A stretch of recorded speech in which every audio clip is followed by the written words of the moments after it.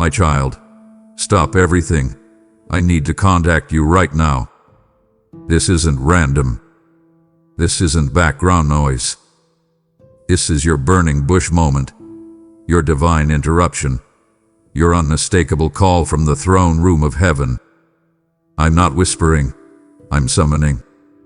And if you walk away now, you will miss the very word your spirit has been groaning for in the secret place. Stay locked in, from beginning to end, because every second of this message is surgical, prophetic, and laced with instructions for what's next. This is not entertainment. This is an encounter. What I'm about to say will confront you, comfort you, and commission you. And when it's over, you won't just be inspired, you will be marked. So don't flinch. Don't scroll. I've already started speaking, and what I reveal next will change everything.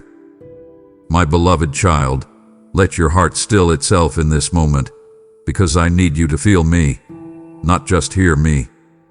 I have been calling you, not with the noise of this world, not with lightning bolts or thundering skies, but with something far more intimate, the subtle weight that sits behind your sighs, the quiet ache that stirs when everything around you finally goes silent. That was me.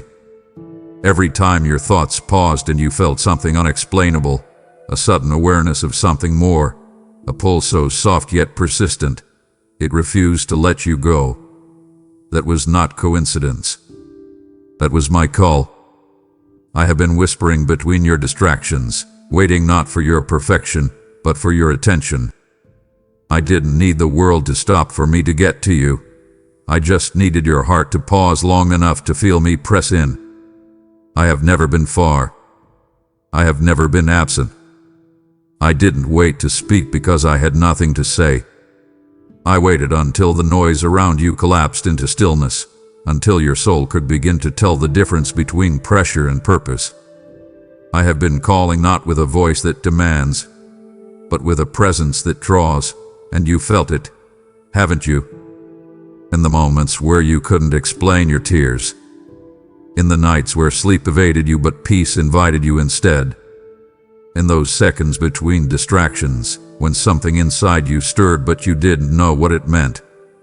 That was me reaching for you. You see, I've never needed volume to prove my voice. I created the stars with a breath and stirred oceans with a word. But when it comes to you, I choose the kind of intimacy that whispers into your spirit without disturbing your surroundings. Because I care more about reaching your heart than impressing your ears. I've been calling you in ways only you would recognize. Through the tug in your gut when something didn't feel right. Through the sudden stillness that fell over you like a blanket in the middle of chaos. Through the hunger you couldn't name but couldn't ignore. That was my way of preparing the atmosphere, not around you but within you. And child, you responded.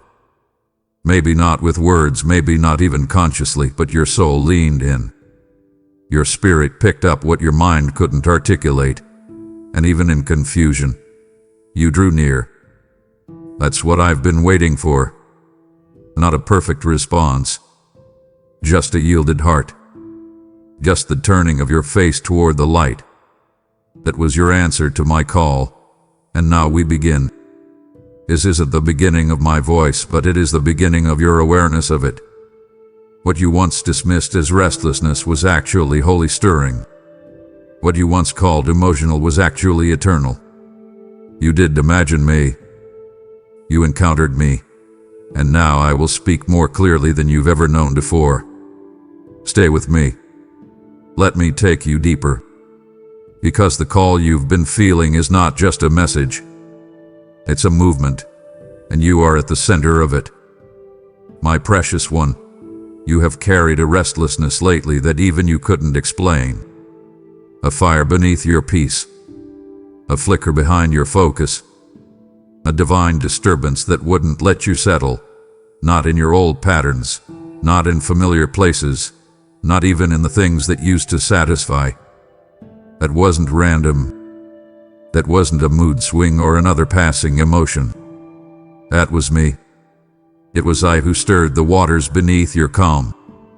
I who whispered through your weariness. I who pressed through the layers of your doubt with an invitation too holy to ignore. You felt it, the unshakable pull in your spirit that something greater was coming, that something was about to break. And you were right. I have been reaching, not lightly but deeply. Not occasionally but relentlessly. I have been orchestrating the circumstances of your life to lead you here. Every delay, every door, every discomfort was designed not to destroy, but to direct. Because, child, what I am calling you into cannot be built on distraction. It must be birthed from divine awareness. There has been a pressure inside you that would not release, a sacred tension between what you know and what you feel is still hidden. I placed that pressure there, not to burden you, but to prepare you. Because I always place the weight of my next move upon the shoulders of those who dare to believe before they understand. That's you. That's who you've become. A soul who senses me in the dark, a heart that leans forward even when the path is still blurry. That urgency you feel, that relentless spiritual rhythm thumping louder than the distractions around you, that is heaven's countdown inside your chest. You're not going crazy. You're not imagining the shift. You're standing at the edge of everything I've been preparing, and your spirit knows it even if your mind hasn't caught up. The tightening of your ache is confirmation. The pressure is proof. I only stretch what I'm about to fill. And beloved, I am about to pour something into your life that will make every season of waiting seem like preparation for glory. You've been waking up differently, haven't you? The mornings feel heavier, the nights quieter. That's because you're closer than ever before to the sacred threshold I carved in eternity for you. Let me pull back the veil and show you something, child. Every time you paused and said, "Why do I feel like something is about to happen?" That was because I was whispering ahead of your arrival. The heavens respond to your hunger. The angels gather when your spirit begins to ache for more. And you stirred that realm with your obedience. You didn't even know it, but the tremble in your chest became a trumpet in the spirit. The urgency you've been feeling isn't pressure to perform, it's permission to proceed. To step out of the shell of survival and into the spaciousness of supernatural strategy. I didn't bring you here to tease you with possibilities. I brought you here because the divine door has already begun to crack open. Can you feel the breeze of breakthrough brushing past your doubts? Can you hear the hinges of heaven creaking with momentum? Accept this now. This holy unrest is not a curse.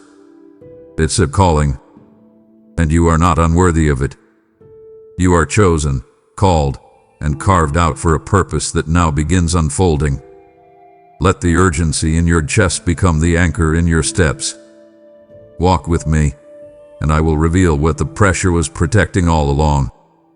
You've been questioning yourself again, haven't you, child? You've been wondering if the stirring was just your emotions spiraling, if the tears were just exhaustion, if the dreams were just fantasy. But hear me clearly now, that wasn't emotion. That wasn't anxiety. That was me. I was the pulse behind the panic. I was the stillness behind the storm. I was the voice behind the veil that refused to go silent no matter how loud your questions became. You are not losing your grip. You are finding your God. And I will not let you mislabel my presence again. I didn't come wrapped in thunder this time. I came cloaked in sensitivity. I arrived inside your weakness, not to judge, but to join you there.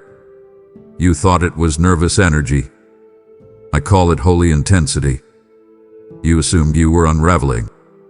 I was actually unfolding you. There's a difference between panic and purpose, and what you've been carrying is not chaos. It's calling. Let me speak plainly so you don't miss this.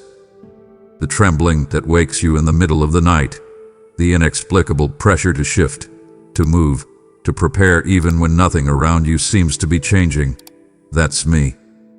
I place that signal inside your soul to override the lies that said you missed it, that you were too late, that you were passed over. Beloved, you haven't missed anything. What others call sensitivity, I call prophetic clarity. What others mistake for drama, I call divine download. You are not crazy. You are chosen. You are not overreacting. You are over-responding to a realm your eyes can't see but your spirit fully remembers. Because you were with me before the foundations of the earth. You knew my voice before you knew your name. And what's happening now is not a breakdown. It's a reconnection. You're returning to the sound that formed you, the pull that birthed you, the presence that hath been waiting patiently for you to stop questioning your discernment and start trusting my design. This is the moment, child, where you must stop downgrading divine sensitivity into psychological labels. Stop calling it worry when it's warfare. Stop calling it stress when it's strategy. Stop minimizing what I'm magnifying. The sensitivity you carry is sacred. It's how you hear me in the crowd. It's how you feel me in silence. It's how you know when others guess. And the reason you've been feeling more lately, more overwhelmed, more emotional, more on edge, is not because something is wrong with you. It's because the veil between dimensions has thinned, and your soul is picking up what your logic cannot hold. That's me. I am drawing near with intention. I am wrapping my presence around you so tightly that your very atmosphere begins to shift. You are in the middle of a holy invasion, and I don't want you to run from it. I want you to recognize it, embrace it, respond to it. Because once you stop resisting the reality of my nearness, you'll begin to move in authority that leaves no room for confusion. My beloved, let me speak clearly so that every false expectation, every religious weight, and every self-imposed pressure falls from your shoulders like chains snapping in my light. I am not asking you to perform. I am not looking for perfect prayers, polished behavior, or rehearsed faith. I don't need your stage. I want your surrender. I'm not uploading your spiritual production. I'm longing for your permission. Because what I'm about to do in your life does not require your performance. It requires your permission. Do you hear me? I do not need your best version. I desire your most honest one. The raw one. The broken one. The confused, exhausted, and questioning one. The one who feels like they have nothing left but a whisper of hope and a flicker of belief. That's the version of you I am calling. That's the version I am in love with. Because I never anointed your image. I anointed your essence. There is a divine difference between impressing me and inviting me. Too long you've tried to keep yourself presentable, hiding the blemishes behind spiritual vocabulary, masking the mess with motion. But I'm not moved by movement if your heart is missing. I'm not impressed by eloquence when your soul is aching. I am the God who meets in gardens, walks through wildernesses, and weeps beside tombs. I am the God who touches lepers before they are clean, who sits at wells with the shamed, who writes in the dirt while others throw stones. I am not after your performance, child. I am after your proximity. I want the real you, the unedited, unscripted, uncertain you. That's where my glory falls. That's where my miracles begin. That's where my voice thunders with precision. But I need you to give me permission to bypass the altar you've built out of perfectionism and walk straight into the sanctuary of your surrender. Let me in. Not just into your Sunday self, but into your silent Saturday sorrows. Not just into your prayers, but into the places you've been too afraid to pray about. So let me say this again, not with demand, but with divine desire. I am not requiring performance. I'm requesting permission. Let me come close enough to touch what you've been hiding. Let me breathe into the wounds you've dressed so neatly, hoping no one would notice. Let me rearrange the furniture of your soul so that rest becomes your rhythm, not shame. Because when I come close, I don't come with condemnation, I come with correction that heals, with conviction that restores, with compassion that revives. You've run yourself ragged trying to do what only I can accomplish. You've tried to fix, to figure out, to fabricate the future. But all along, I've been standing at the door, not knocking with wrath, but waiting with restoration. Will you let me in now, child? Will you stop performing long enough to be loved properly? Because the next part of your life doesn't need a spotlight. It needs surrender. I am not waiting for you to get it all together. I am waiting for your yes. Even if it's broken, even if it's whispered, even if it's trembling. That's all I need. Just your yes. Just your open door. And I will flood in with everything your performance never could produce. Listen closely now, my child. This is not just another inspirational whisper drifting through your timeline. This isn't background noise. This isn't a gentle suggestion. This is a divine summons. A summons into clarity. A summons into your calling. A summons into a communion so rich, so real, so raw, that everything else begins to pale in comparison. I didn't call you just to comfort you. I called you to commission you. To set your feet back on sacred ground. To rip the veil from your eyes and reintroduce you to who you've always been to me. Not what the world labeled, not what pain distorted, not what religion diluted, but who I formed, who I fashioned, who I filled with my own breath. This is not just an invitation. It is an ignition. The signal has gone out from heaven's courts, and your name is on it. You have been summoned, not to the bench of spectatorship, but to the front lines of divine destiny. The time of wondering is over. The time of wandering is ending. The time of witnessing has come. I am not calling you into a fog. I am calling you into clarity. The confusion that has clouded your heart is lifting even as you read this. Because where I summon, I also simplify. Where I direct, I also deliver. You don't need to have it all figured out. That's my job. You don't need to decode the future. I already wrote it. All I need is your response. Not to a vague idea, but to a living voice. My voice. And this voice is calling you into a kind of communion that cannot be interrupted by noise, cannot be diluted by doubt, cannot be contaminated by culture. I am calling you into the quiet place where you remember again what my presence feels like, not as a concept, but as your center. I'm not just drawing you to hear me. I'm calling you to walk with me again. To abide. To receive. To commune. Not once a week. Not when life falls apart. But constantly. Like breath. Like rhythm. Like heartbeat. I want to be more than your rescue. I want to be your rhythm.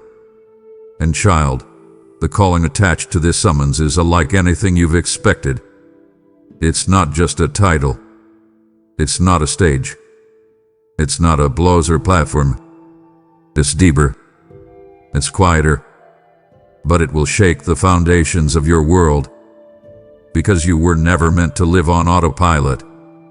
You were born to live aware, to move in divine momentum, not mere motion.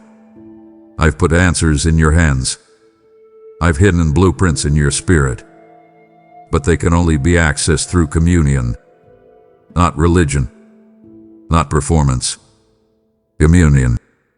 That sacred space where you stop trying to carry everything and you let me carry you. You've been running from silence, fearing what it would reveal.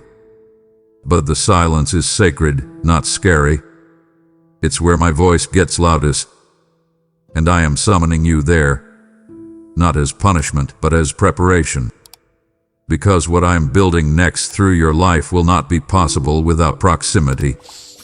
And that proximity starts now, not with a speech, but with surrender.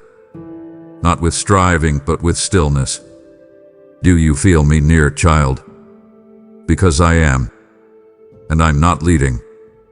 Not until the fire that's always lived in you begins to burn again. Answer this summons. Everything depends on it. My beloved child, let me clear the air of every shadow of guilt, every whisper of shame, every echo of condemnation that has tried to convince you that my voice arrives only to reprimand. Hear me clearly. I did not come to correct you. I came to connect with you. You've already endured enough correction from the voices around you, and too often, even from the one within you. That inner critic, sharp like a dagger, rehearses your failures as if they define your future. But I do not speak with the voice of a tyrant. I do not carry a clipboard of your wrongs. I come with arms open, not with a gavel but with grace. I reach, not to scold, but to seal the fracture between us, not because you walked away, but because I want to draw even closer than you thought I'd dare to come. I am not on the outside knocking to punish you. I'm on the inside whispering to you, reminding you that this whole time, I've been right here. And I am contacting you now because your heart is finally tender enough, hungry enough, broken open just wide enough to feel what it always hoped for but never fully believed it could have. Divine closeness without fear. Do you remember those nights you whispered into the darkness, asking if anyone could really know you and still stay? Do you recall those tear-soaked questions that sounded like, would you still come close if you saw the worst of me? My answer is louder now than it's ever been. Yes, I saw it. All of it. The hesitation. The backtracking. The things you hid even from yourself. And yes, I still chose closeness. I saw your shadow and stepped in anyway. I knew the thoughts you tried to silence, the fears you tried to numb, the regrets you buried beneath busyness. And still, I called you by name. Because I am not after your mask. I'm not drawn to your edited self. I am after the you that doesn't perform, that doesn't filter, that doesn't hide. I want the heart that longs for me even when the mouth stays silent. I want the version of you that shows up trembling, unsure, undone, because that version is the one I can wrap in revelation and resurrect with tenderness. I'm not contacting you to expose you. I'm contacting you to escort you out of isolation, out of fear, out of the barren rooms you've been living in spiritually, and into the space where my voice becomes your home. You've mistaken my silence for distance, but in reality, it was my strategy to bring your soul to stillness. The reason I'm contacting you now, urgently, directly, unmistakably, is because the veil between us has grown thin and your heart is finally aligned with the frequency of my nearness. The connection I'm initiating now is not the kind that fades when emotions dip or circumstances shift. This is not temporary contact. This is Kata and Canadian. It's what you were made for. That ache you've carried, that inner yearning that never quite went away, even when you tried to numb it, distract it, dismiss it. That was your heart craving me. And now I'm here, not because you did everything right, but because I never stopped loving you. Child, what I'm building between us in this moment will become the anchor for everything I'm about to release in your life. Don't pull away. Don't assume this is too good to last. I am not going anywhere. Let me prove that to you, not with words only, but with presence. Let me make your soul my sanctuary again. Child, slow down. Listen. Breathe. Because I need to say something that reaches deeper than your screen, louder than your scrolling, and heavier than your habits. You've been missing me. Not because I wasn't present, but because I was showing up in ways you've trained yourself to overlook. You've been moving too quickly through the very moments I orchestrated to slow you down. Holy interruptions wrapped in stillness, sacred pauses disguised as inconveniences. I placed them like breadcrumbs on your path. That conversation you overheard that pierced your heart. That delay in your schedule that left you frustrated. That quiet moment when a tear welled up for no clear reason. Those were not random. They were not accidents. They were me. Me, stepping into your ordinary with eternity. Me, halting your rhythm so I could whisper reminders that get drowned out in your pace. You've been scrolling past burning bushes, brushing off divine detours, dismissing the sacred disguised as subtle. But I am the God of the pause, the God of the pivot, the God of the precise, intentional, never-random intersection. And I am speaking now, not to shame you, but to awaken you. You've mistaken convenience for confirmation, but child, I rarely speak through comfort. I often shout through silence. You keep asking for clarity, but then skip over the very interruptions I send to answer you. You're searching for signs in thunder when I've been writing direction in the stillness. I whispered when the world was loud. I pressed when you were distracted. I nudged you when the screen was in your hand and your soul was drifting. Every time you felt that ache rise up while scrolling, the one that whispered, "There must be more," that was me tugging at the edge of your eternity. That ache wasn't boredom. It was the breath of the divine trying to catch your attention. And now I must speak directly. You've been moving so fast trying to feel alive, that you've been ignoring what truly gives life. And I'm not saying this to wound you. I'm saying it to win you back. Not to performance, not to religion, but to presence. To communion. To holy awareness. That sacred awareness where even the ordinary becomes soaked in glory. Let me tell you a secret. The moments that seem the most interruptive are often the most instructive. The power I'm releasing is hiding in what you call pause. Heaven's agenda doesn't follow Earth's pace. I slow you not to frustrate you, but to recalibrate you. Because the direction I'm trying to give you next isn't loud. It's layered. It's detailed. It's quiet enough to be missed by the distracted. And I refuse to give revelation to a restless spirit. So yes, I'll keep interrupting your rhythm. Yes, I'll keep allowing silence to stretch longer than your comfort likes. Yes, I'll keep planting moments that demand your attention until you begin to treasure stillness again. Because what I have for you can't be received in rush. It must be caught in communion. And child, it's not that I'm hiding it. It's that you've been scrolling past it. But not anymore. Because now your spirit has paused. Now your attention has shifted. And now, I can speak not just to your ears, but to your destiny. The interruptions are not over, but now, you'll start recognizing them as the invitations they truly are. Beloved, lean in now, not just with your ears but with your essence. Because what I'm about to say cannot be filtered through fear, religion, or routine. I have been whispering in your silences for longer than you realize. I've been present in your pauses, speaking softly when your surroundings were screaming, when you lay in your bed with your mind racing, and all you wanted was quiet. I wasn't withholding my voice, I was tuning you to hear it. Because my whispers aren't weak. They're weighty. They carry the kind of clarity that can't be heard in the noise of the crowd. I whispered when you were alone, not because I was hiding, but because I knew the volume of my voice would be too much for your heart if I roared all at once. So I whispered. I whispered through your worship, through a stranger's word, through the pages of scripture that suddenly glowed with relevance.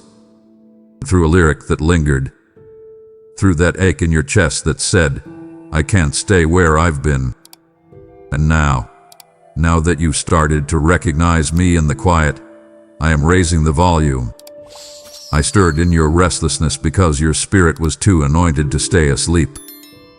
There were things I planted inside you that had to be awakened, not with comfort, but with discomfort. The shaking you felt in your peace, the trembling in your joy, the unexplainable discontent in your normal. That wasn't failure. That was fire. It was me stirring what the world tried to sedate. Because, child, I did not design you to survive cycles. I created you to shatter them. And so I stirred. I stirred like a storm stirs the sea, not to drown, but to direct. Not to damage, but to deliver. I shook your false security. I loosened your attachment to things I never authored. I made familiar places feel foreign because I needed you to get uncomfortable enough to listen, to slow down, to come back. And now, I'm no longer whispering. I'm no longer stirring subtly. I am speaking clearly, forcefully, urgently, without filter, without pause, without delay. Because what I need you to hear cannot be diluted anymore. There comes a point in every journey where subtlety must give way to summons. And this is that point for you. This is not gentle nudging. This is divine declaration. The time for symbolic signs has passed.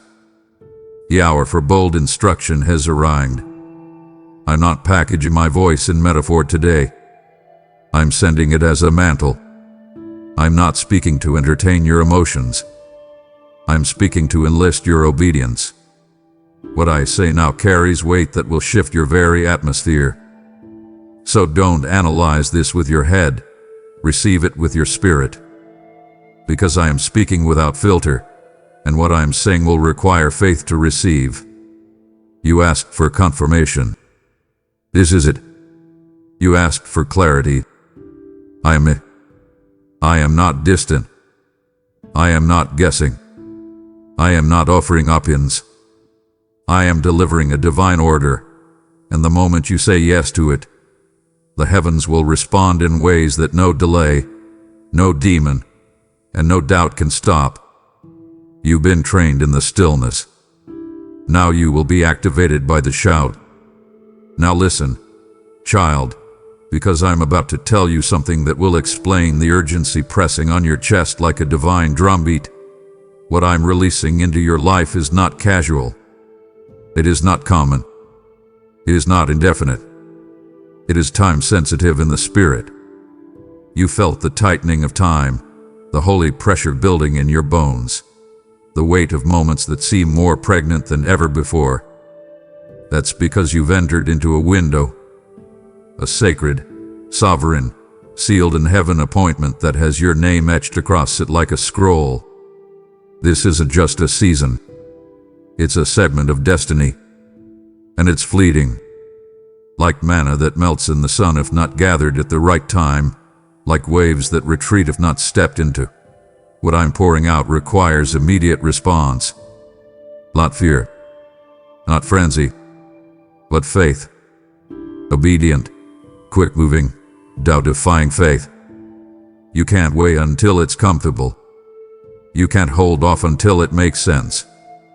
Because this opportunity, this divine delivery, is wrapped in urgency.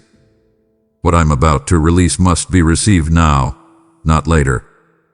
Accept the call, beloved. Don't hesitate. Don't consult the calendar. Don't double-check the logic. What I'm unlocking for you was prepared in advance for this exact moment.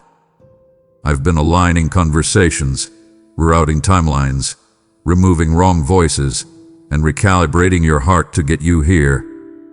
Don't let hesitation become disobedience.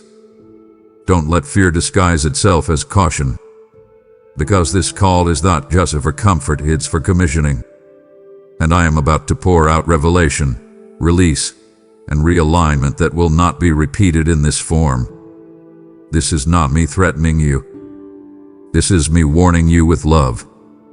Because I see what's ahead, both the warfare and the wonder, and I'm giving you what you need to withstand it, to walk through it, to win in it. But it only activates with your yes. Not a future yes. A now yes. A trembling yes. A radical yes. The yes that interrupts everything else and rearranges priorities. I don't need your perfection. I need your participation. Because this release isn't about your readiness. It's about my timing. And my timing is now. You've asked me for acceleration. You've begged me for breakthrough. But acceleration without obedience is just chaos. And breakthrough without timing is wasted.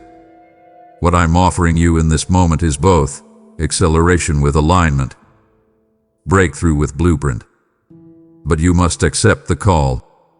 Don't defer it. Don't delay it. Don't read it as something to think about. This is holy. This is weighty. This is heaven knocking on the door of your destiny. And child, the knock will not last forever. The window is open, but it will not remain open indefinitely. Not because I am cruel, but because some doors are designed to respond to obedience, not overthinking. Some moves of God are activated by swiftness, not slowness. The oil I'm pouring requires an empty vessel now.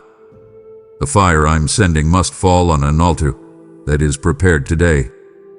So lift your hands, lift your heart, lift your voice, and say yes. Say yes with your spirit, even if your mind is unsure. Because this yes will birth more than a feeling. It will unlock a future. My beloved, let's stop and confront the truth that's been whispering beneath your hesitation. You keep waiting for the right signs, for perfect conditions, for confirmation upon confirmation, as if my presence isn't already proof enough. You say, maybe tomorrow, maybe next week, maybe when I feel stronger, when I know more, when I'm not this tired. But child, hear me, you don't need a better moment. This is the moment. This breath. This beat. This blink of time. I prepared this exact space in eternity for your yes. I orchestrated the winds of your life to converge here. I wove interruptions, nudged delays, silenced certain voices, all to draw you into this sacred now. You've been conditioned to wait for green lights and guarantees, but the kingdom operates on obedience, not optics. While you're waiting for comfort to give you permission, I'm calling you into courage. This moment doesn't need to feel right to be right. It was chosen before you ever knew what to call it. You think you need more time, but it's not more time you need. It's more trust. Time will always try to tell you you're not ready, not stable, not equipped. But I am the God who doesn't need your clock to confirm your calling. I am outside of time, yet I move precisely within it. And I've chosen now, this unpredictable, unfinished, imperfect moment, as the birthing room of something holy.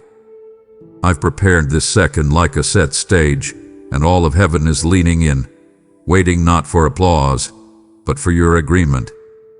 Stop rehearsing your delays. Stop writing your weaknesses. Stop scrolling past divine interruption after divine invitation because you think a better time is coming. The moment you're postponing is the one I've already anointed. I didn't pick this moment because you were ready. I picked it because I am. I picked it because your heart, broken and raw as it may be, is fertile for something supernatural. You see deficiency. I see destiny. Child, I don't work by worldly measurements. I don't wait for comfort zones to form before I move. My most powerful miracles begin in unlikely moments, in caves, in prisons, in storms, in silence. And right now, I am planting something in you that can't wait another day. Every second you stall, You starve the soil of surrender. And you've wondered why restlessness keeps waking you in the night. It's because your spirit knows the time is now. This moment holds more than seconds. It holds strategy. More than comfort, it holds calling. And more than feeling, it holds fire. I am not asking you to feel prepared. I am asking you to feel me, and let that be enough. This moment is dripping with divine oil, and if you lean in, I will mark you with what no other hour could have held. The world teaches you to wait until everything is stable. But I am the God who builds foundations mid-step. Move now. Trust now. Say yes now. Because this moment is not just the right time, it's the appointed time. You heard my voice. You felt me call. And now, child, I invite you to not only accept the call, but help carry it. Just as I have stirred your spirit today, there are souls waiting, aching, longing to hear this same word. When you give, through super thanks, membership, or the link in the description, you are sowing holy seed into ground that multiplies. I said in my word, he who refreshes others will himself be refreshed, and I will make good on that promise. Your gift is oil for the lamps of others, fire for the weary, manna for the starved. So if this moment has marked you, hear me clearly. Now is your moment to be part of someone else's rescue. Give now, like the path for another. Let your obedience echo through eternity.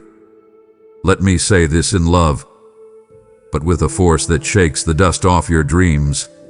The line between delay and destiny is not determined by the difficulty around you.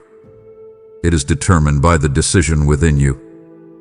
You've been looking at doors that haven't opened yet, relationships that haven't healed, finances that haven't turned, and wondering, Lord, why am I still waiting? But child, your response has the power to either activate or postpone what I've already prepared. I'm not dangling your destiny like a carrot in front of you. I'm holding it out like a gift. And your response determines how quickly your hands receive what your heart has been aching for. The delay isn't always denial, but the response reveals desire.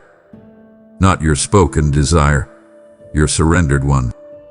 The one that trusts me even when nothing makes sense. The one that says yes without the blueprint. The one that obeys while blindfolded because it knows the voice leading. Let's speak plainly. Every time you say, I'll wait until it's easier, you stretch the distance between revelation and realization. And every time you respond in faith, you collapse the gap between promise and performance. I'm not waiting for you to impress me. I'm waiting for you to invite me. The moment your yes becomes louder than your questions, your delay becomes your deliverance. Destiny doesn't chase the disinterested. It walks beside the willing. And the reason you feel tension right now is because your destiny is not distant. It's brushing your fingertips. But I won't force your fingers to open. I won't impose. I'll wait, but I won't wait forever. Because divine appointments are sensitive to response. They open and close with the pace of your surrender. The difference between breakthrough and breakdown is not what's happening around you. It's what's happening inside your spirit. And I am calling for your agreement, not your excuses. You keep looking for external signs, but I'm looking for internal shifts. Do you trust me enough to say yes when nothing around you looks different? Do you believe me enough to move before the provision appears? That is the dividing line, not whether I'm able, but whether you're available. And I speak this with urgency, not condemnation. I'm not pointing fingers. I'm extending hands. Because what I'm ready to release into your life isn't waiting on my power.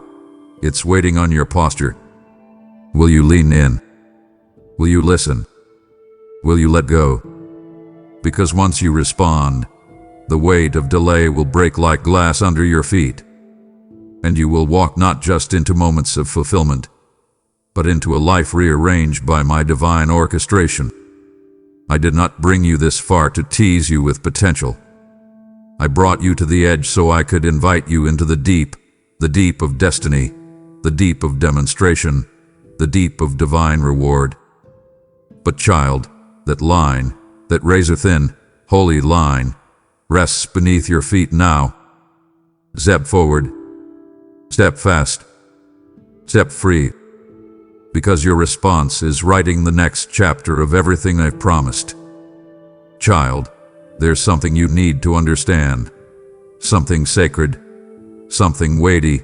Something that will change the way you see every silent moment you've endured. I was never after just your ears.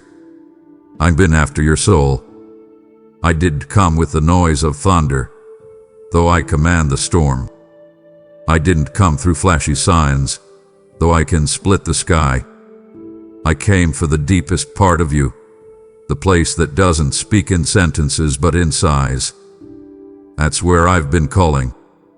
Deep has been calling unto deep, not with volume but with vibration, a resonance in your belly that you couldn't explain. You thought it was anxiety.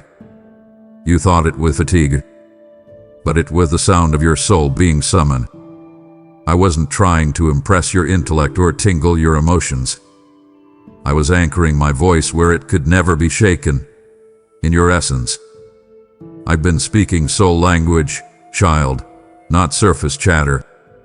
You see, ears can be deceived. They get distracted.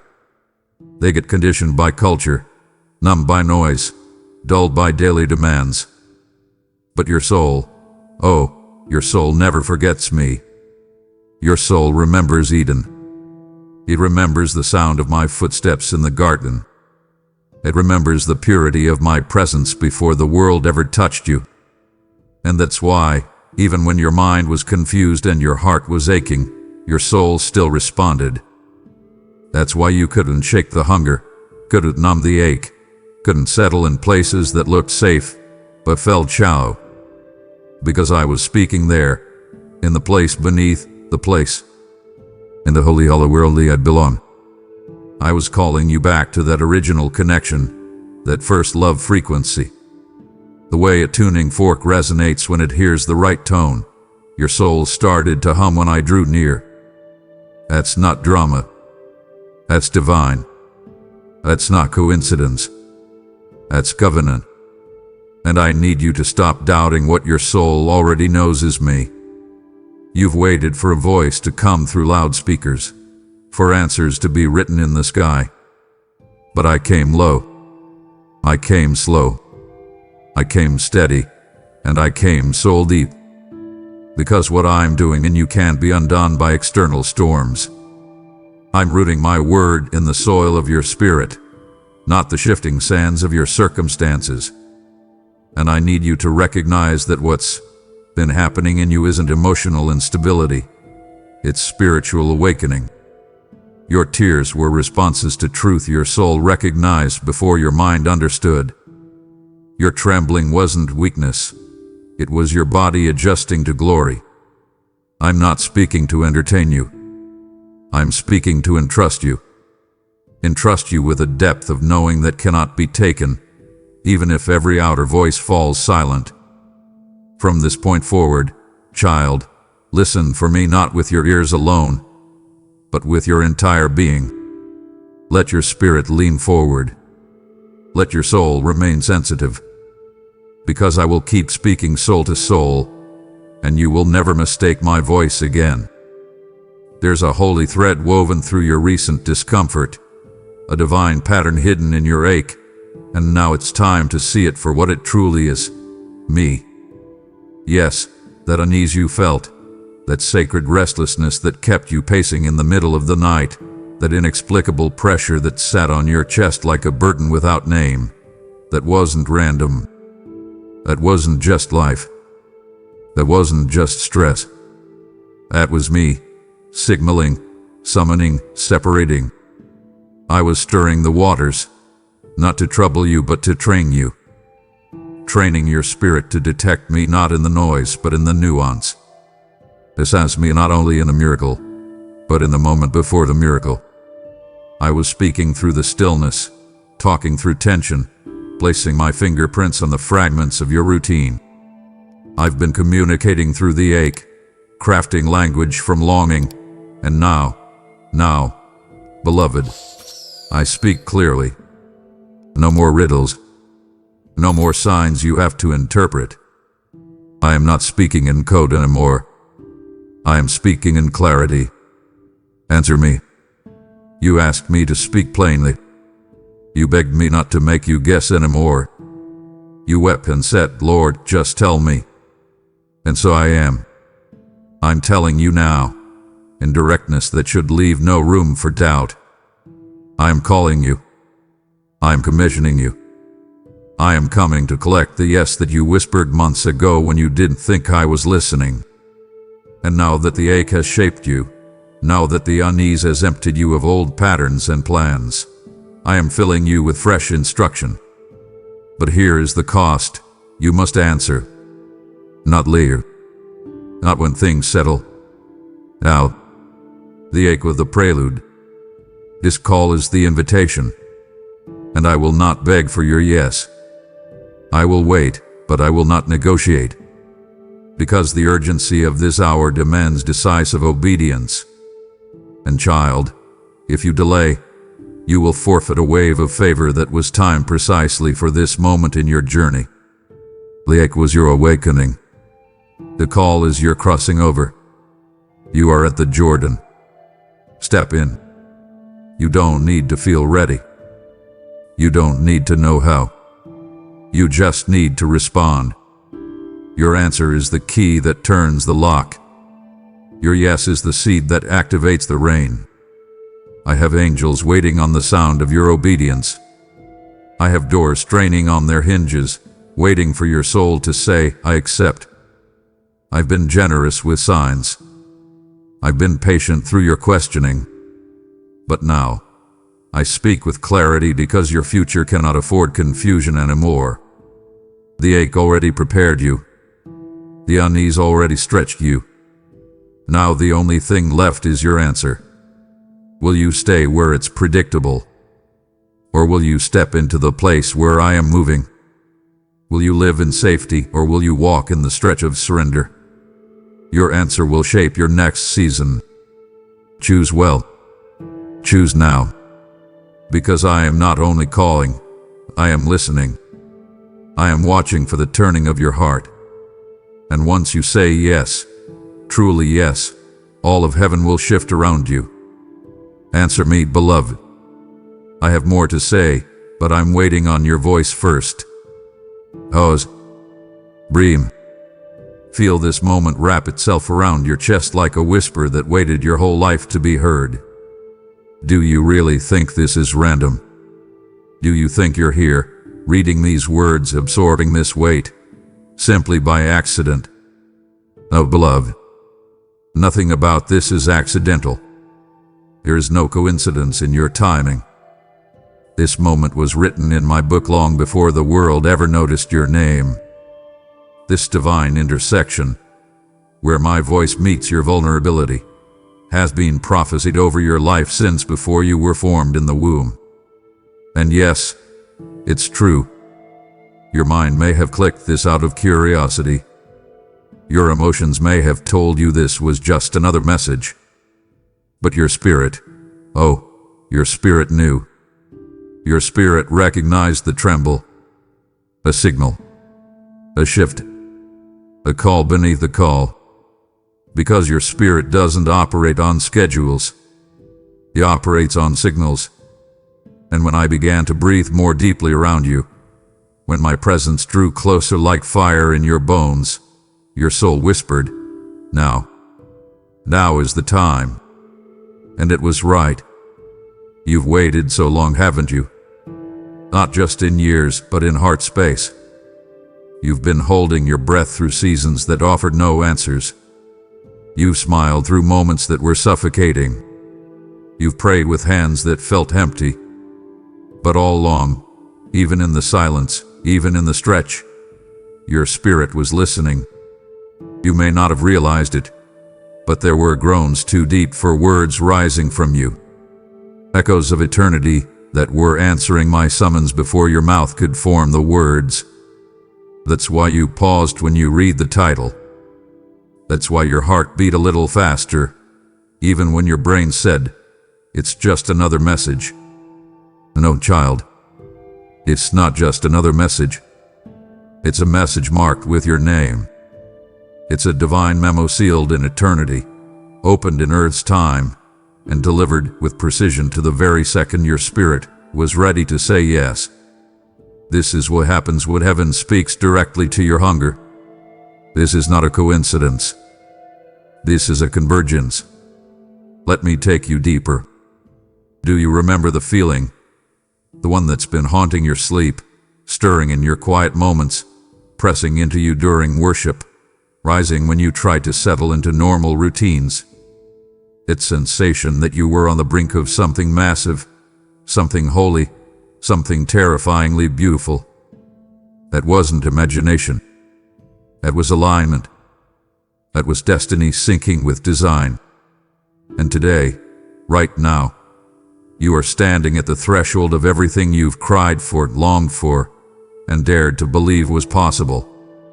Your yes has been recorded in heaven, not just your spoken one, but the yes hidden in your endurance, the yes whispered through your wounds, the yes you carried like a seed in the soil of waiting. This moment is the harvest. That's why you couldn't walk away from this. That's why you felt the weight. Because your soul knew, this is the moment. This is the hour. This is the call I cannot miss.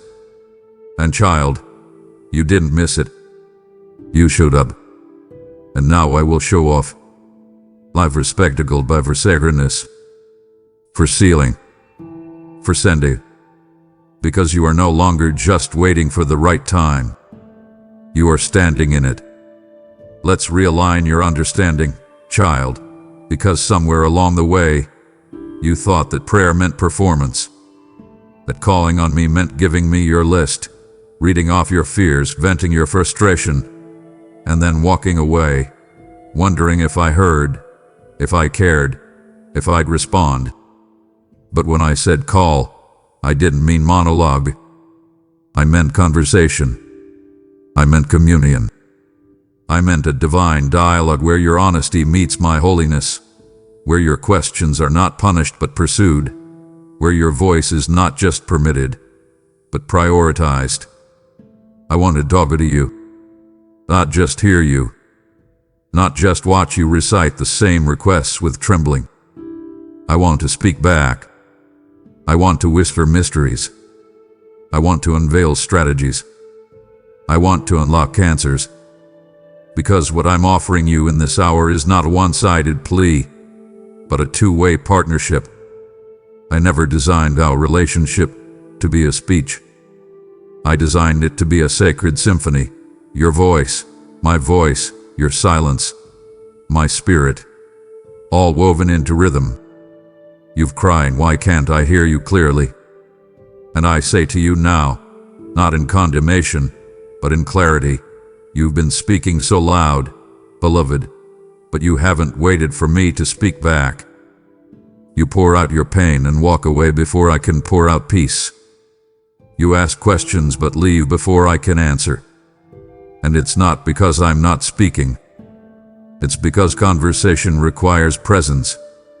It requires you to stay in the stillness long enough to discern not just what you want, but what I'm doing. And I know it's hard.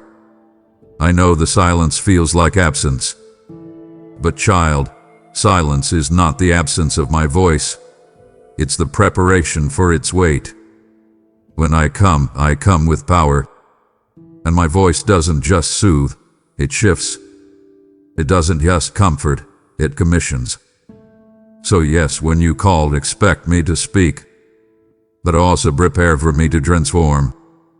Because my reply doesn't always sound like reassurance. Sometimes it sounds like rearrangement. I didn't just call you to speak at me. I called you to walk with me. That means I speak too. That means I correct, I clarify, I comfort. I call out the parts of you that don't align with your anointing. It means I remind you who you are when you forget. It means I drop blueprints in your spirit that don't make sense yet, but will one day become the framework of your breakthrough.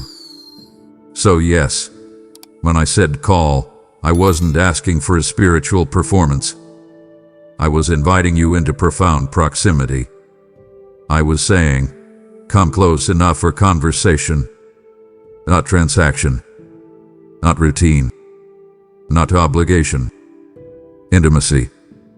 And now, more than ever, I am responding to those who will not just speak, but listen. Not just request, but receive. Will you stay long enough for me to finish what I started? Because, child, if you do, if you treat this call as the conversation it was always meant to be, you will walk out of it with clarity that chases confusion, peace that silences panic, and instruction that ignites your identity. Ted. Speak. Listen. Let the conversation begin. Child, you've waited, haven't you? You've pleaded, you've fasted, you've whispered prayers into your pillow at night, asking for answers.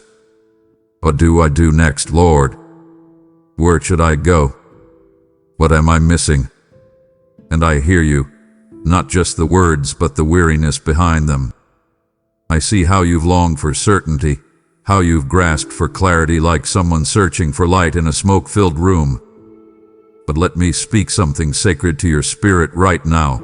This call I've placed on your life does not come wrapped in tidy answers. It comes wrapped in me. It is not clarity you need most right now. It is communion. Not formulas, but fire. Not steps, but presence. I didn't call you so I could hand you a spreadsheet. I called you so I could give you myself. I know that terrifies your mind. You've been trained to crave control, to plan, to forecast, to make everything make sense. But I am not a system to be studied. I am a savior to be followed. And what I've put in motion in your life will not be mapped by logic. It will be moved by intimacy. You will hear me not by decoding patterns, but by remaining planted in my presence. This call requires that you trust me enough to walk without answers, to move when all you have is a whisper, to obey even when the path is paved in fog. It is presence over predictability. That's why your old strategies have stopped working. That's why the formulas that used to bring peace now feel hollow. I'm stripping you of substitutes so you'll reach for me. The real me. Not what you can explain, but who you can experience. Because, beloved, my presence will always take you farther than your plans. Let me be more plain. If you're waiting for me to lay it all out before you move, you'll wait forever. I am not calling you to certainty. I am calling you to surrender. I am calling you to wake up in the morning and say, "Speak, Lord. I'm listening." I am calling you to walk the edge of the unknown with nothing but my voice guiding each step. And no, it won't always feel secure, but it will always be sacred. Because it is in that sacred tension, where your questions meet my quiet, that your faith matures, that your trust deepens, that your call sharpens. I am building something in you that cannot be shaken. But to build it, I must bring you to the place where my presence becomes your only anchor. And that place is now. You will know more as you go. You will see more as you surrender. But the first step, the most crucial one, is this: choosing my presence over your need for answers. Because in my presence, you will find everything you didn't even know you were looking for. Let me speak plainly to your spirit, because the hour is urgent and the moment is pivotal. There are things that have felt stuck, stalled, frozen, like dreams placed in a holding cell. And you've wondered, did I miss it? Did I mess it up? Is it too late for me? But hear me, child, hear me with your whole heart. The delay was never denial. It was divine design. I allowed the pause. I permitted the stillness. I even held back the breakthrough, not because I was punishing you, but because I was preparing you. I was protecting the promise from a version of you that wasn't ready yet. But now, the atmosphere has shifted. Heaven's calendar has turned. And I am speaking this with the weight of glory. If you answer now, not later, not after more confirmation, not after you've rehearsed your fears, but now, I will begin to accelerate what was delayed. Acceleration is not random. It is reserved. And you've just stepped into the realm where obedience unlocks sudden movement, where your yes will trigger what years of striving could never achieve. I'm talking about divine momentum, not man-made manipulation. I'm talking about doors opening in days that should have taken decades, connections forming in moments that would have taken months, healing flowing where you thought numbness had become permanent. But the key is this: it begins with your response. You don't need to push, you just need to posture. You don't need to perform, you just need to present yourself. The delay was never about punishment, it was about timing. And the timing has arrived. I held it back until your heart could handle the weight of what's coming. But now, if you say yes, if you accept the call with the full weight of your spirit, I will begin releasing what's been waiting. This is not motivational speech. This is divine decree. Acceleration is hovering, ready to descend. But it cannot land on apathy. It cannot rest on resistance. It needs your radical yes. Not a lukewarm maybe. Not a conditional agreement. I need the kind of yes that makes room, that clears the clutter, that cancels every other counterfeit assignment. The kind of yes that silences the voice of doubt and awakens your authority. Because, child, you were never behind. You were being built. And now, that building is becoming launching. If you answer me, with your whole heart, not your half-faith, I will compress time around you. I will make up for the delay. I will redeem the years the locusts have eaten. And you will look back on this moment, not as another emotional high, but as the hinge on which your destiny turned. The call has come. The yes is in your hands. And acceleration is waiting. Say it. Whisper it. Shout it. Let every corner of your being echo, yes, Lord. Yes, now. Stop right here, child. I see you. The way you carry that weight like a secret no one else can see. You've been walking around with this quiet ache, haven't you? I sense this somewhere, somehow. You missed it. But you zigged when you should have zagged. That one wrong turn, one mistake, one delay, one detour cancels something sacred that maybe my best passed you by because of what you did or didn't do. You keep asking, did I miss it? And here's my answer, bold and beautiful and absolute. No, you didn't miss it. Because I am the God who rewrites routes, who restores broken maps, who builds new roads through impossible terrain. You're not standing in punishment. You're standing in providence.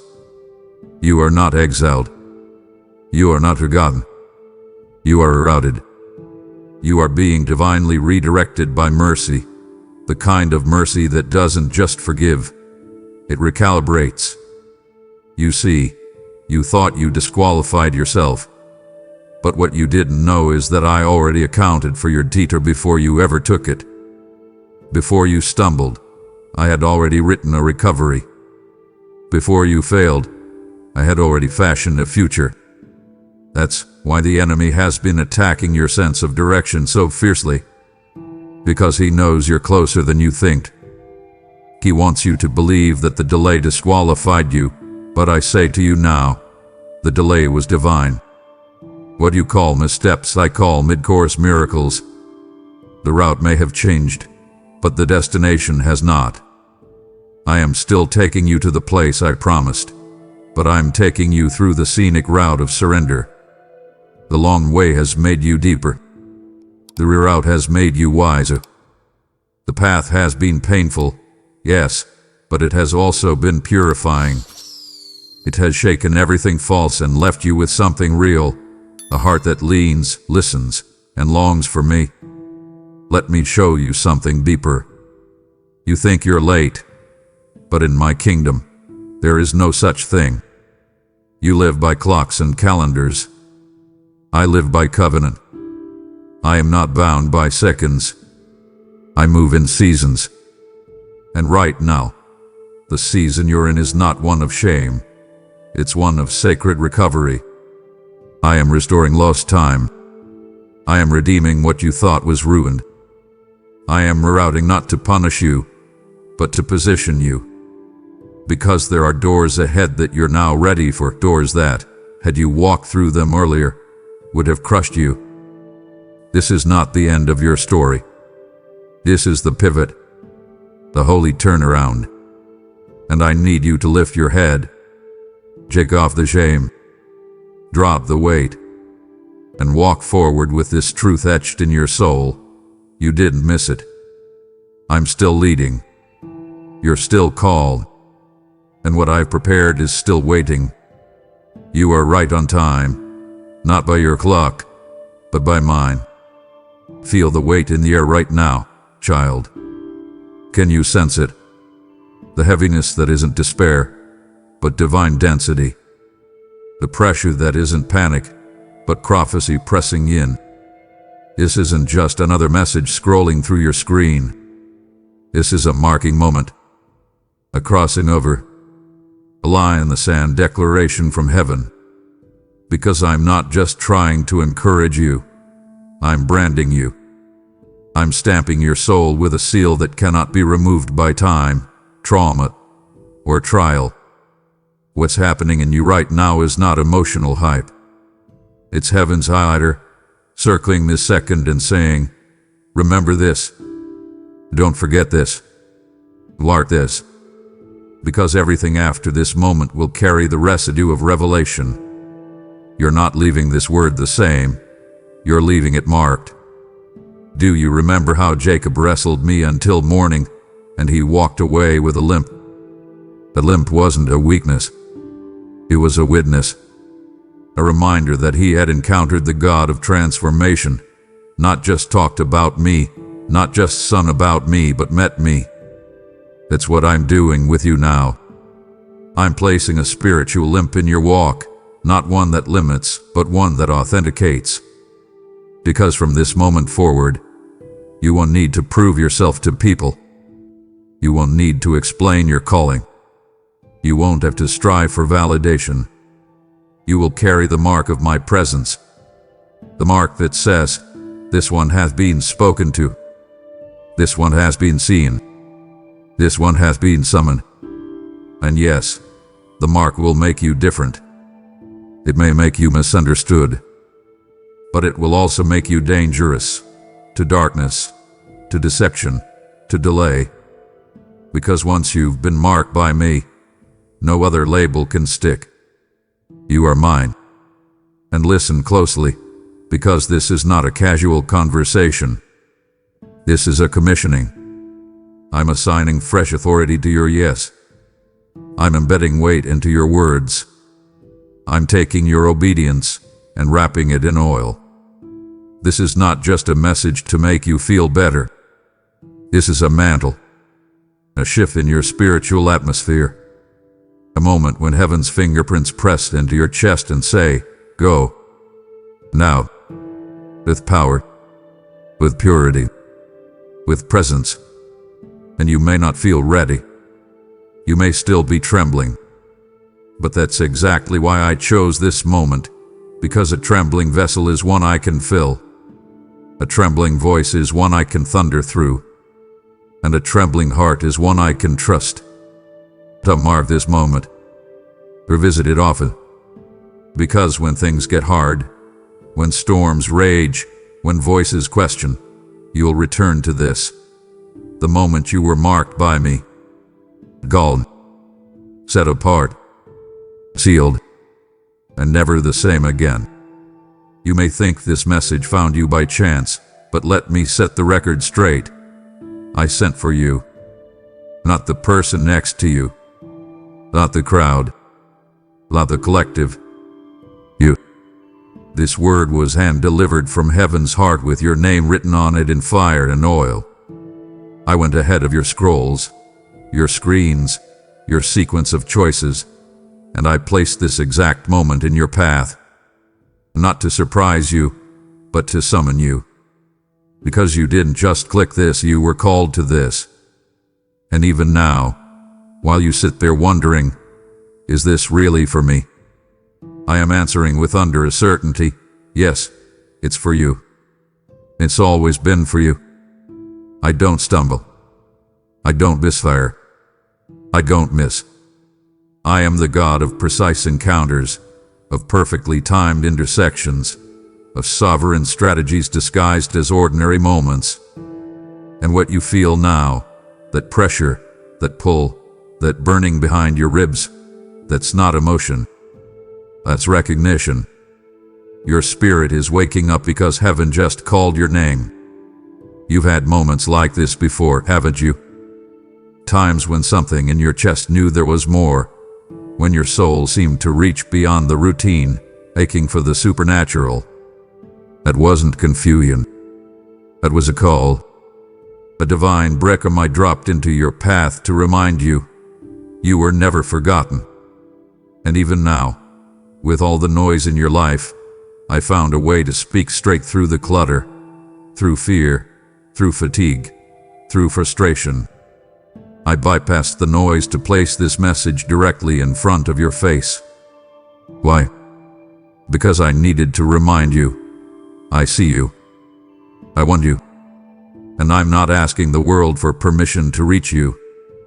I'm stepping over your past, breaking through your delays, and declaring this with absolute finality. This is not coincidence. This is divine collision. I knew exactly where you'd be when I sent this word. I knew what you'd be thinking. I knew the burdens you'd be carrying, the silent ones you never talk about, the hidden fears you bury under busyness. And still, I came. Still, I arranged this encounter. Still, I summoned heaven's voice to speak into your fragile, faithful heart. Because that's how much I want you. Not as a servant alone. Not as a voice in a crowd. But as a son, as a daughter, as a burning altar of my glory. I sent for you because you carry something rare, something the world hasn't even seen yet. I sent for you because the oil on your life cannot be wasted. I sent for you because there are things I want to reveal, heal, and seal in this moment that could not wait any longer.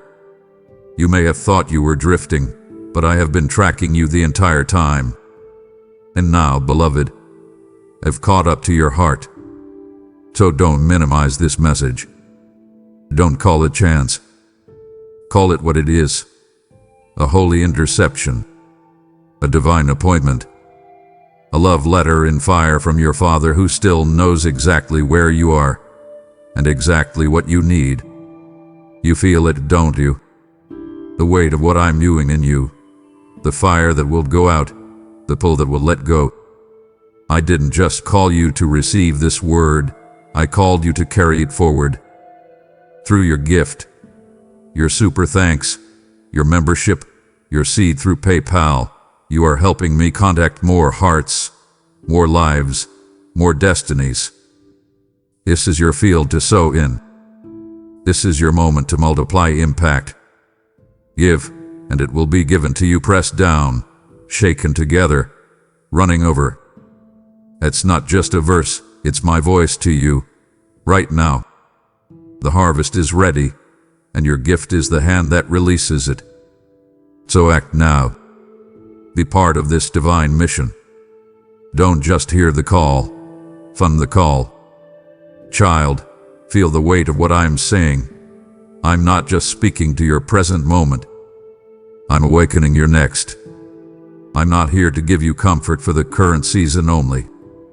I'm here to ignite the future I've planted inside you, the version of you that's already been seen, sealed, and settled in my heart. Because while you've been surviving today, I've been building your tomorrow. And everything I'm saying now isn't just to soothe you, it's to summon you. To awaken the slumbering parts of you that thought it was too late, too broken, too far gone. I am calling forth your next level, your next season, your next identity, the one that carries weight, walks in wisdom, and moves with my wind. I'm speaking into your future, and child, your future is responding. You've grown weary in the middle. You've gotten used to good enough.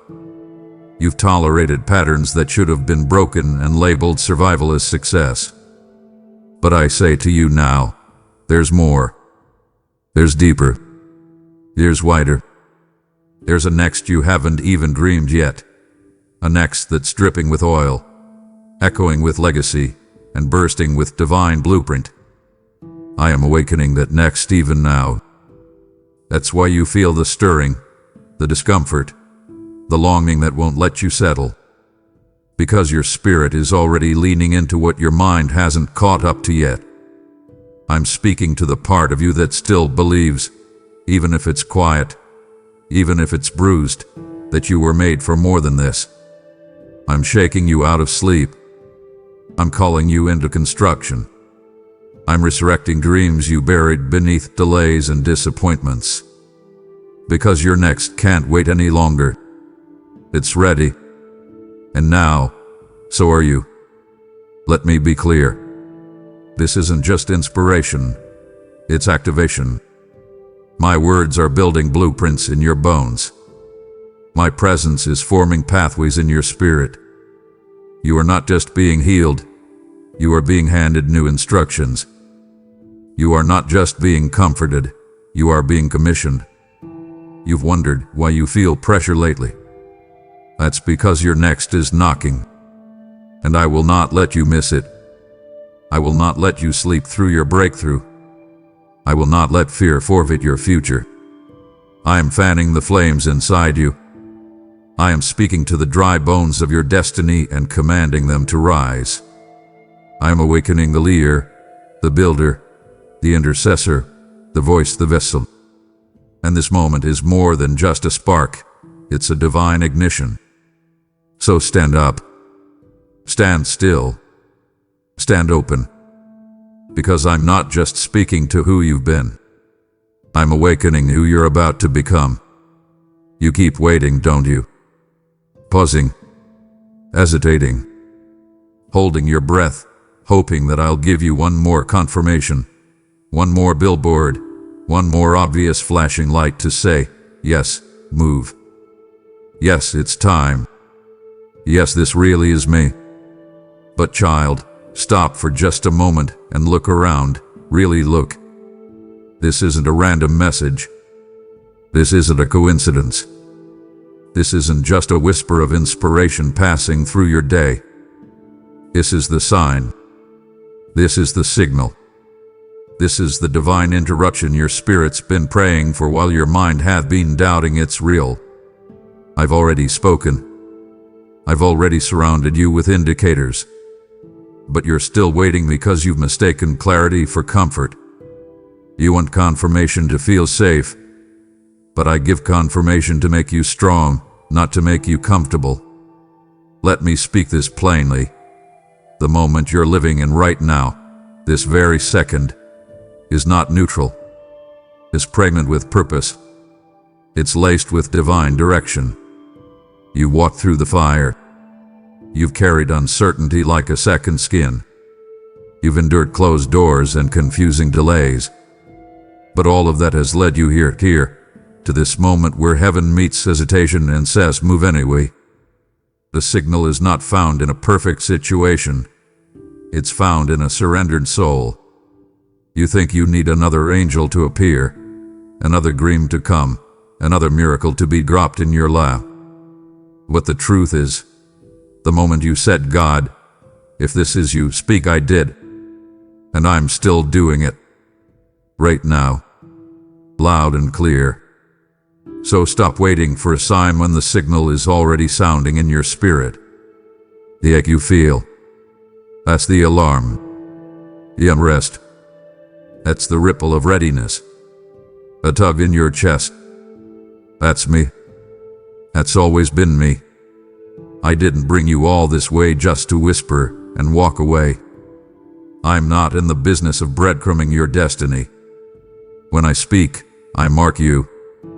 When I call, I cover you. When I signal, I strengthen you. And child, this isn't the beginning of my voice. It's the culmination of everything I've been saying in layers, through pain, through hope, through longing. You're standing in the very answer you've been asking for. You've just been looking for it to come wrapped in certainty instead of surrender. I don't lead by formulas. I lead by faith. And right now, I am signaling you to step out, not with full understanding, but with full obedience. Your job isn't to figure out every detail. Your job is to respond. Because the moment you respond, the resources will respond to you. Favor will rise. Doors will turn. Winds will shift. And you will realize this.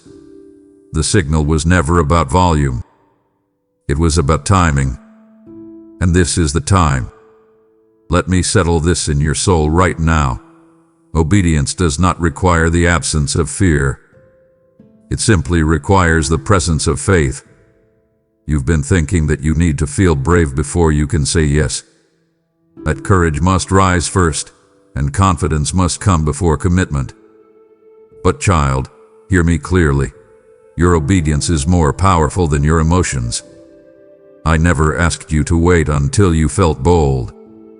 I asked you to move even when your voice shakes, even when your hands tremble, even when the risk makes your stomach turn. I count trembling steps as triumph. I bless shaky yeses. Because what I'm after is not performance, it's posture. The posture of a heart that says, I'll move even when I'm afraid, as long as it's you who called me. Look back at the greats of faith. None of them were fearless. Moses trembled. Esther wept. Jeremiah protested. Gideon questioned. Peter sang. And yet I used them all. Not because they were flawless, but because they were willing. And that's what I see in you. A willingness in your weakness. A hunger beneath your hesitation. A yes buried beneath years of second guessing. And I want you to hear this with heaven's full authority. Your trembling does not disqualify you. It qualifies you. Because trembling proves you're not relying on your own strength. Trembling means you know the task is holy. Trembling means you've recognized the weight of the call. And I will take that trembling yes, and I will set nations in motion. I will start miracles with it. I will stir atmospheres through it. Because trembling doesn't stop me, pride does. And you, beloved, are walking in humility. That's where my power flows. So stop waiting to feel ready. Stop disqualifying yourself because your heart races and your knees feel weak. I am not asking you to stop trembling. I'm asking you to tremble and move anyway. Because as you move, your trembling will turn into traction. And your fear will give way to fire. And the very steps you take in weakness will become the path others follow in faith. You are not disobeying because you're afraid. You're disobeying when you let fear become your master. And I am calling you higher, not into fearlessness, but into fearless obedience. Into the kind of obedience that heaven rewards and hell fears. So rise up. Let the tears fall if they must. Let the doubt chatter if it must. But move anyway. Walk anyway. Obey anyway. Because every trembling step you take in my direction shakes the kingdom of darkness. And soon, the trembling will give way to glory, and you'll look back and realize you were braver than you knew. And I was with you every trembling step of the way. Child, can I tell you the truth that will undo your loneliness and unmake the lie that's wrapped around your heart like a fog? I was never far. Not for 1 second. Not for one breath. Not through one tear. You thought I was distant because you couldn't feel me. But my nearness has never been based on your feelings. It has always been rooted in my nature. And my nature is this: I am the God who stays. When you walked through fire, I was in the flame. When you sat in silence, I was seated next to you. When you wept in the middle of the night and no one saw, I was counting every drop that fell. I didn't send comfort. I was your comfort. I didn't dispatch angels from afar.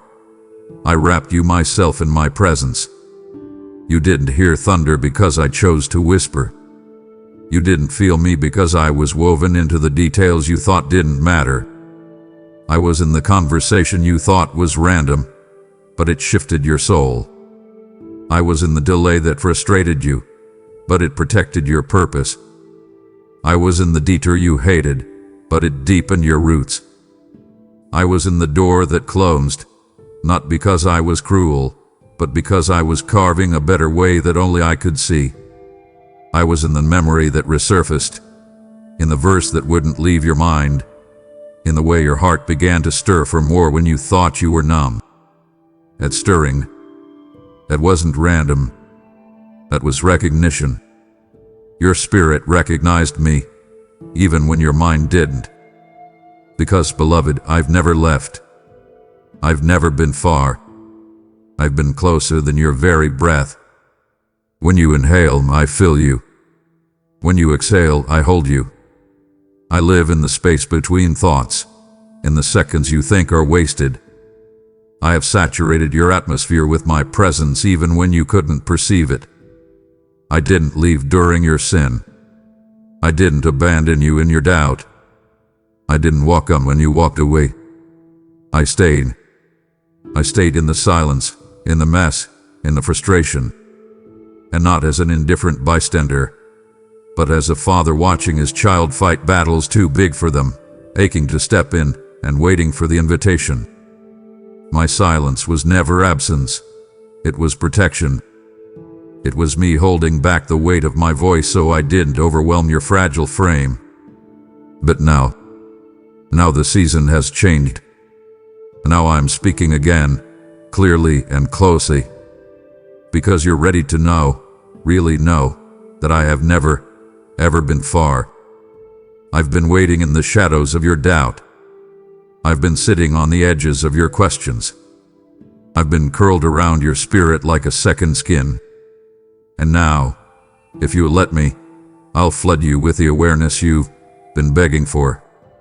I'll show you how close I've been all along, and you'll never be able to say I'm alone again. Because I'm here. I've always been here. And I'm not leaving. Child, what is that you're still holding? What is it that you keep dragging behind you like a chain made of shame, guilt, and silent suffering? I see it, even if no one else does. I see how you carry burdens like badges, as if they prove your worth. I see how you hide your pain behind performance. How you smile when you're actually suffocating. How you keep pushing forward when your spirit is crushed under the weight of what I never asked you to carry. And so I say it now, with the tenderness of a savior and the firmness of a king. Put it down. You're still carrying burdens I already died to remove. You're holding on to things that my blood already conquered.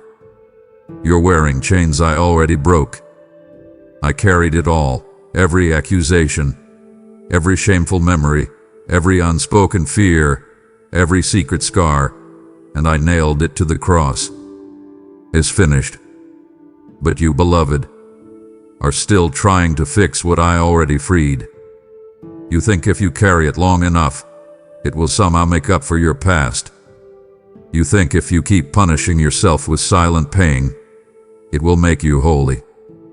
But I didn't die for you to become a martyr to your memories. I died to make you whole. And I need you to hear this. You are forgiven. You are free. You are finished with that burden. You don't have to keep rehearsing your failures. You don't have to keep apologizing for what I already buried. You don't have to keep playing strong when I've invited you to rest. But here's the deeper truth. The burden isn't just blocking your joy, it's blocking your intimacy. Because shame keeps you at arm's length. It convinces you that you're tolerated, not treasured. It whispers he loves others more. He enters others faster. But that voice is a lie, forged in the fires of hell, and I'm silencing it now. You are not barely accepted. You are fully loved, fiercely chosen, eternally marked. So put it down. The guilt, and the regret, the weight of trying to earn what I've already given. Lay it down and come closer. I want nothing between us. No walls of unworthiness. No barriers of performance. Just you. Raw, real, honest. I don't want your polished prayers. I want your trembling truth. I don't need your strength. I want your surrender. Because where you end, I begin. And what you drop, I carry. So bring me the burden. Let me trade it for peace. You're not too much for me. You never have been. You never will be. Come close. Closer than you've ever dared before. Closer than religion told you was allowed. Closer than shame says is possible. Come into the fire of my presence, where burdens melt and identity is revealed. Come close, and finally feel what I've been aching to give you. Freedom that doesn't have to be earned. Grace that doesn't run out. And a love that never, ever lets go. Child, we need to deal with this lie. The one that's been stealing your peace in the silence and poisoning your thoughts when no one's looking. A lie that tells you I'm disappointed in you. The voice that whispers, you failed him again. You didn't pray enough. You didn't obey fast enough. You should be farther along by now. That voice is not me. That voice is not holy. That voice is not true. I don't speak shame. I don't lead with disappointment. I don't dangle love like a reward for good behavior. My love is not a paycheck. It is a covenant. I don't love you less on your worst day, and I don't love you more on your best. I love you fully, completely, eternally. And I need you to hear this not as theology, but as truth that undoes the shame you've been living under. I am not disappointed in you. I am deeply invested in you. Do you understand the weight of what that means? I'm not watching you from a distance, shaking my head. I'm not keeping a scorecard. I'm not replaying your mistakes like a judge behind the bench. I am in the trenches with you. I am rooting for you louder than your fear is screaming against you. I am the father running toward the prodigal while everyone else is pointing fingers. I am the shepherd who leaves the 99 for the one. I am the potter who sees the crack and doesn't discard the clay. I remold it with more tenderness. That's what my investment looks like. I don't walk away when you're weak. I draw closer. I don't sigh in frustration when you stumble. I whispered, let's try again. I'm still here. Because my love is not performance-based. It is presence-based. I invested everything, my blood, my spirit, my authority, because I wanted you. Not a perfect version of you. Not a cleaned up, post-breakthrough version of you. You, as you are, right now. So throw off the guilt. Tear down the wall. Stop rehearsing the story that ends in disappointment and start living the one that begins with delight. I take delight in you. I rejoice over you with singing. I am moved by your smallest act of faith. When you whisper my name, heaven responds. When you lift your hands, even with trembling, I come running. I'm not disappointed. I'm not disapproving. I'm not distant. I'm entirely wrapped up in you. I am the Father who knows you will fall, but has already prepared restoration. I am the one who looks at your weaknesses and says, "That's where my glory will go." And I say this as loudly as love can say it. Stop living like you've disappointed me. Start living like you've been chosen by me. Because you have been. Not reluctantly, not conditionally, but fiercely, eternally, and beyond reversal. You are my investment, and I will never walk away from what I planted in love. Let me speak this into your spirit right now, because you already feel it, don't you? The shift, the weight, the sense that what you're walking into next is bigger than you've carried before. You feel the tension. You feel the pressure. You're excited and scared all at once, like something inside you is expanding while everything around you feels uncertain. And it is heavier.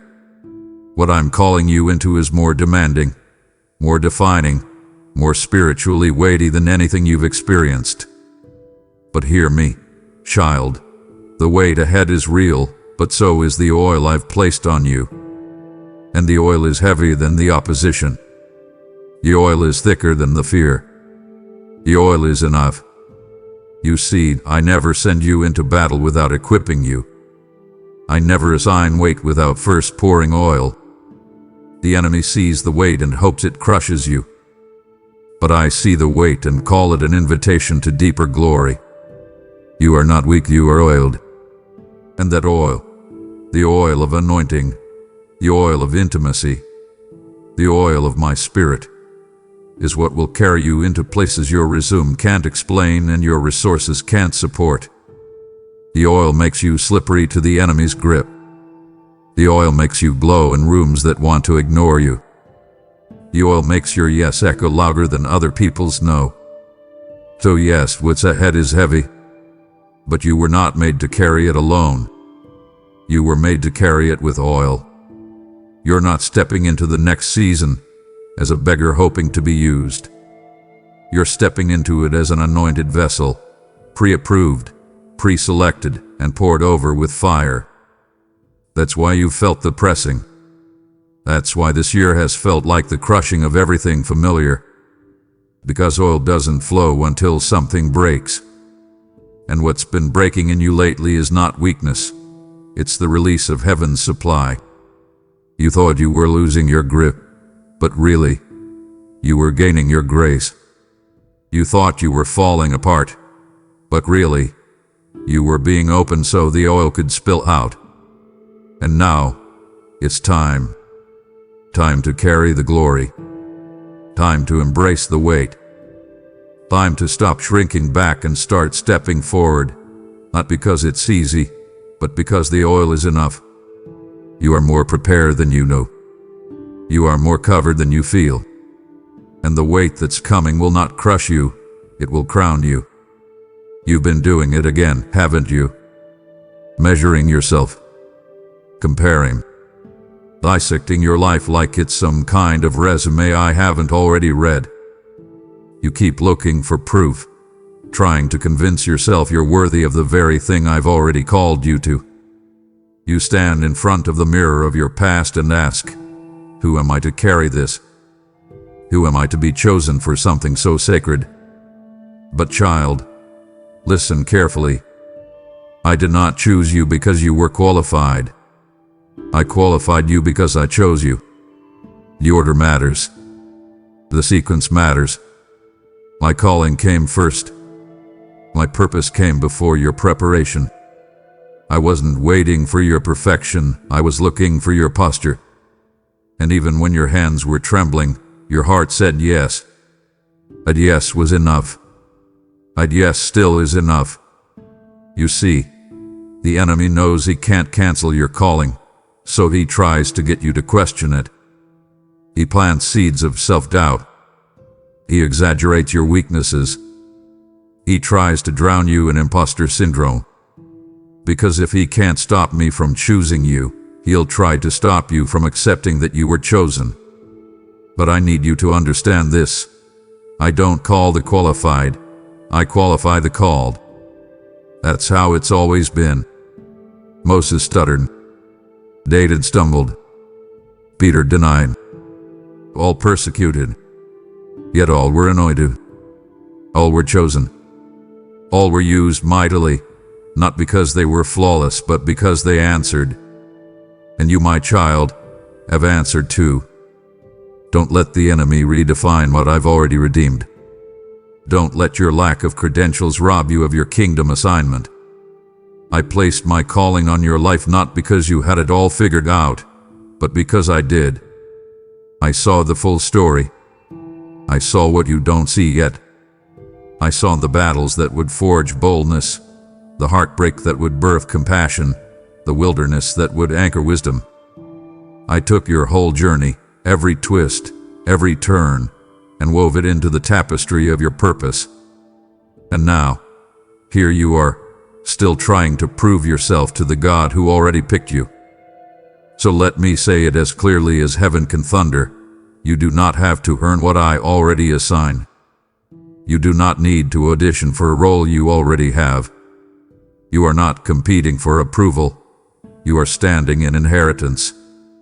And the moment you stop trying to qualify yourself is the moment you'll start walking in power. So drop the checklist. Drop the performance. Drop the pressure. And pick up your mantle. Because I am not asking you to be enough. I'm asking you to be available. And that is more than enough for me. Child, we need to talk about something sacred. Something that may sting at first, but will set you free if you'll let it. This calling, the one that burns in your bones and wakes you up at night.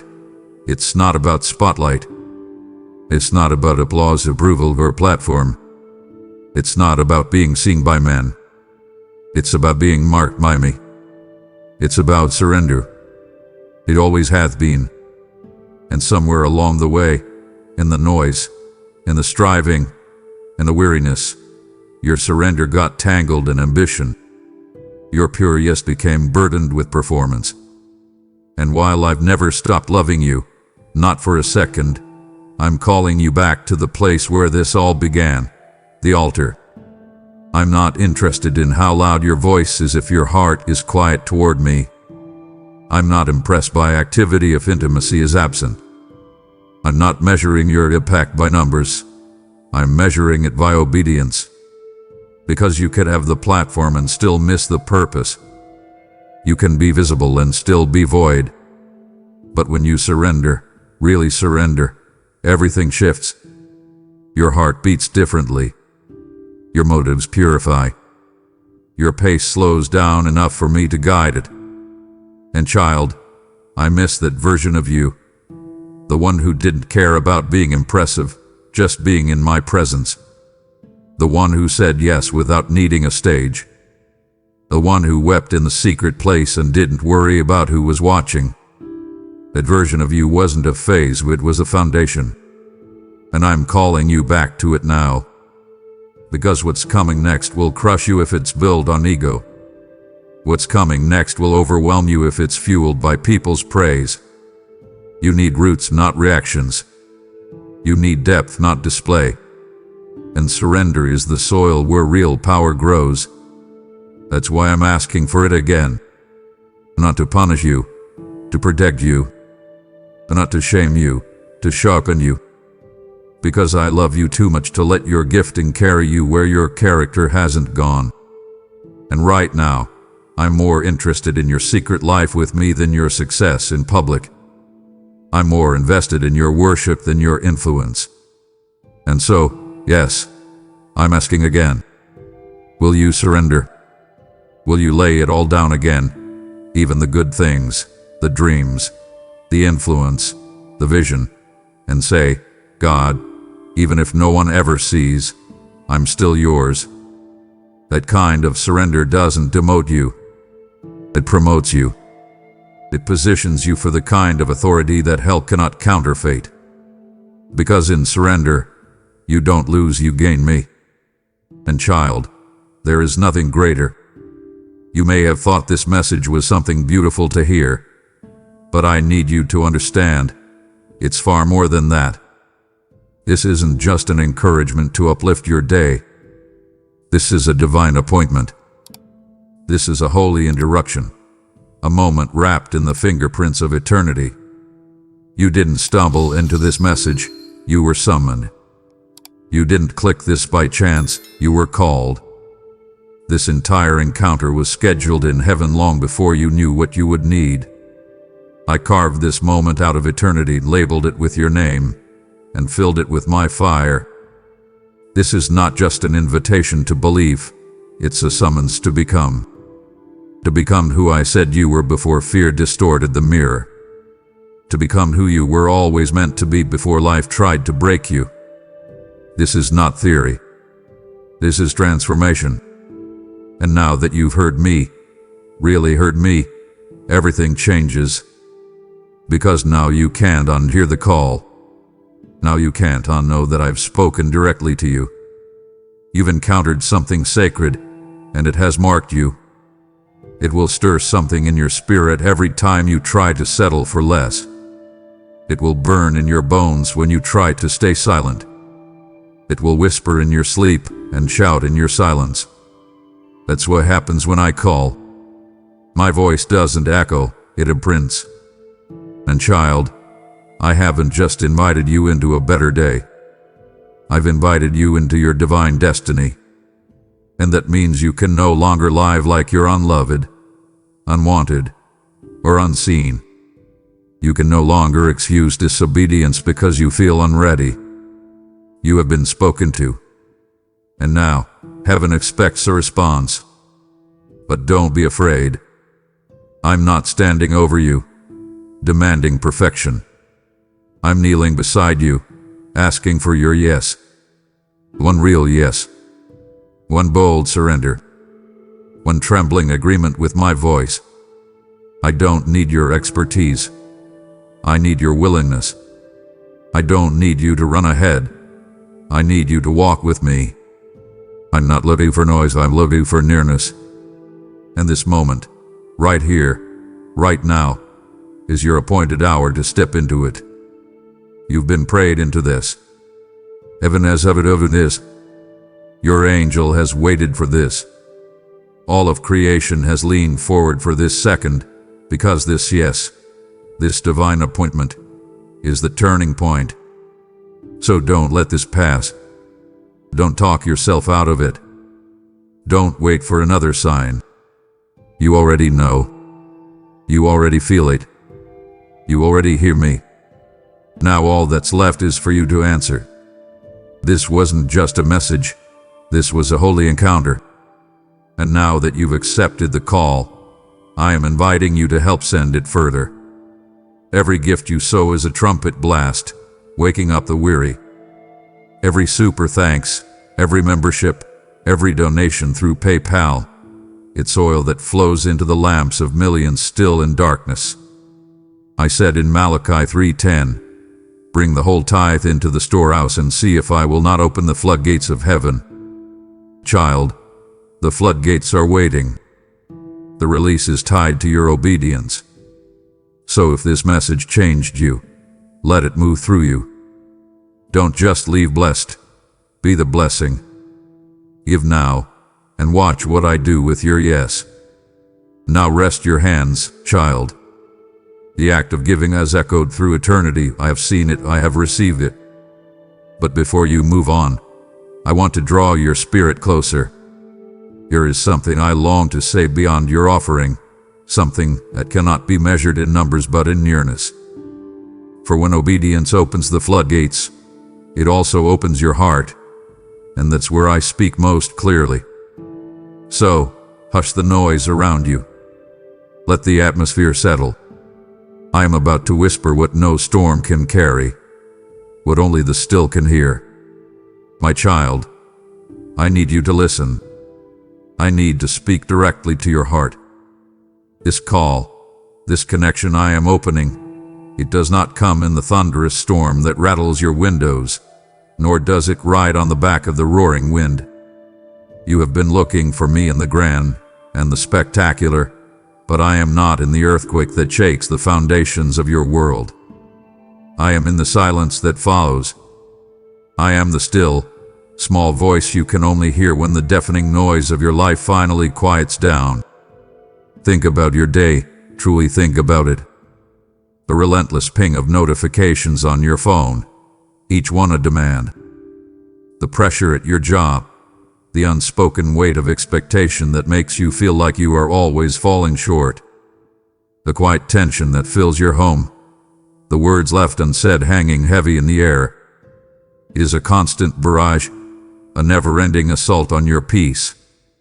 Yet, in those rare moments you do not expect, perhaps in the dead of night, when you lie awake and the fears you ignored during the day come to visit, or in the quiet drive to work before the chaos begins, a thought of me persistently returns. It is not a thought you summoned. It is a thought that arrives, a gentle guest in the cluttered room of your mind. Do you feel it? It is a divine curiosity, a sense that there must be more to this life than what you can see and touch. You look at everything you have built, everything you have strived for, and yet a deep, unexplainable longing remains. You hunger for a peace that this world, with all its promises, cannot manufacture or provide. That feeling, my beloved, is not a random emotion. That is me. I am planting a seed of eternity deep within your spirit, a holy homesickness for a home you have always belonged to. This whisper is my first attempt to break through the static, to find a frequency that only your soul can receive. I see you running, trying to fill the emptiness with things, with achievements, with the approval of others. You believe that if you just work a little harder, run a little faster, you can outpace the ache inside. But that ache is a homing beacon. It is your spirit calling out for its creator. In your most unguarded moments, when the facade you present to the world begins to crack, when you finally admit to your own heart that you cannot carry this weight all on your own, that is when my whisper becomes the clearest. It is not a voice of accusation. It is not a sound of condemnation, reminding you of where you have failed. It is a gentle, loving pull on your spirit, a reminder that you were created for more than this exhausting cycle of just getting by. You were made for communion. You were made for me. I am asking you now to recognize this gentle stirring for what it truly is. Do not dismiss it as a fleeting thought. Do not drown it out with the next distraction. Pause for a moment. Right now. Breathe in and listen past the noise in your head. Can you feel that quiet, persistent pull? That is me. This is not an accident. This is the beginning of our conversation. I am calling you. My child, listen again. That whisper we spoke of, the gentle stirring, it is growing more distinct. As I have promised through the ages, I am doing it now in your life. Behold, I stand at the door of your heart, and I knock. I want you to picture this. It is not the demanding bang of a debt collector or the impatient rap of someone in a hurry. My knock is gentle. It is patient. It is the rhythmic, hopeful tap of someone who loves you more than you can possibly comprehend and desires to be invited into your life. This is not a forceful entry. It is a holy summons wrapped in the quiet sound of grace. You need to understand this. You alone hold the handle from the inside. The choice to open that door, the one you have guarded so carefully for so long, is entirely yours. I will never force my way in. I will not kick down the door you have locked with your pain, your pride, or your fear. My love respects you too much for that. So I wait. I knock, and I wait. Think about that door for a moment. What is it made of? For some, it is a heavy door of past hurts, reinforced with the cynical belief that letting anyone in will only lead to more pain. For others, It is a door of self-reliance, bolted shut with the pride of thinking, I can handle this on my own.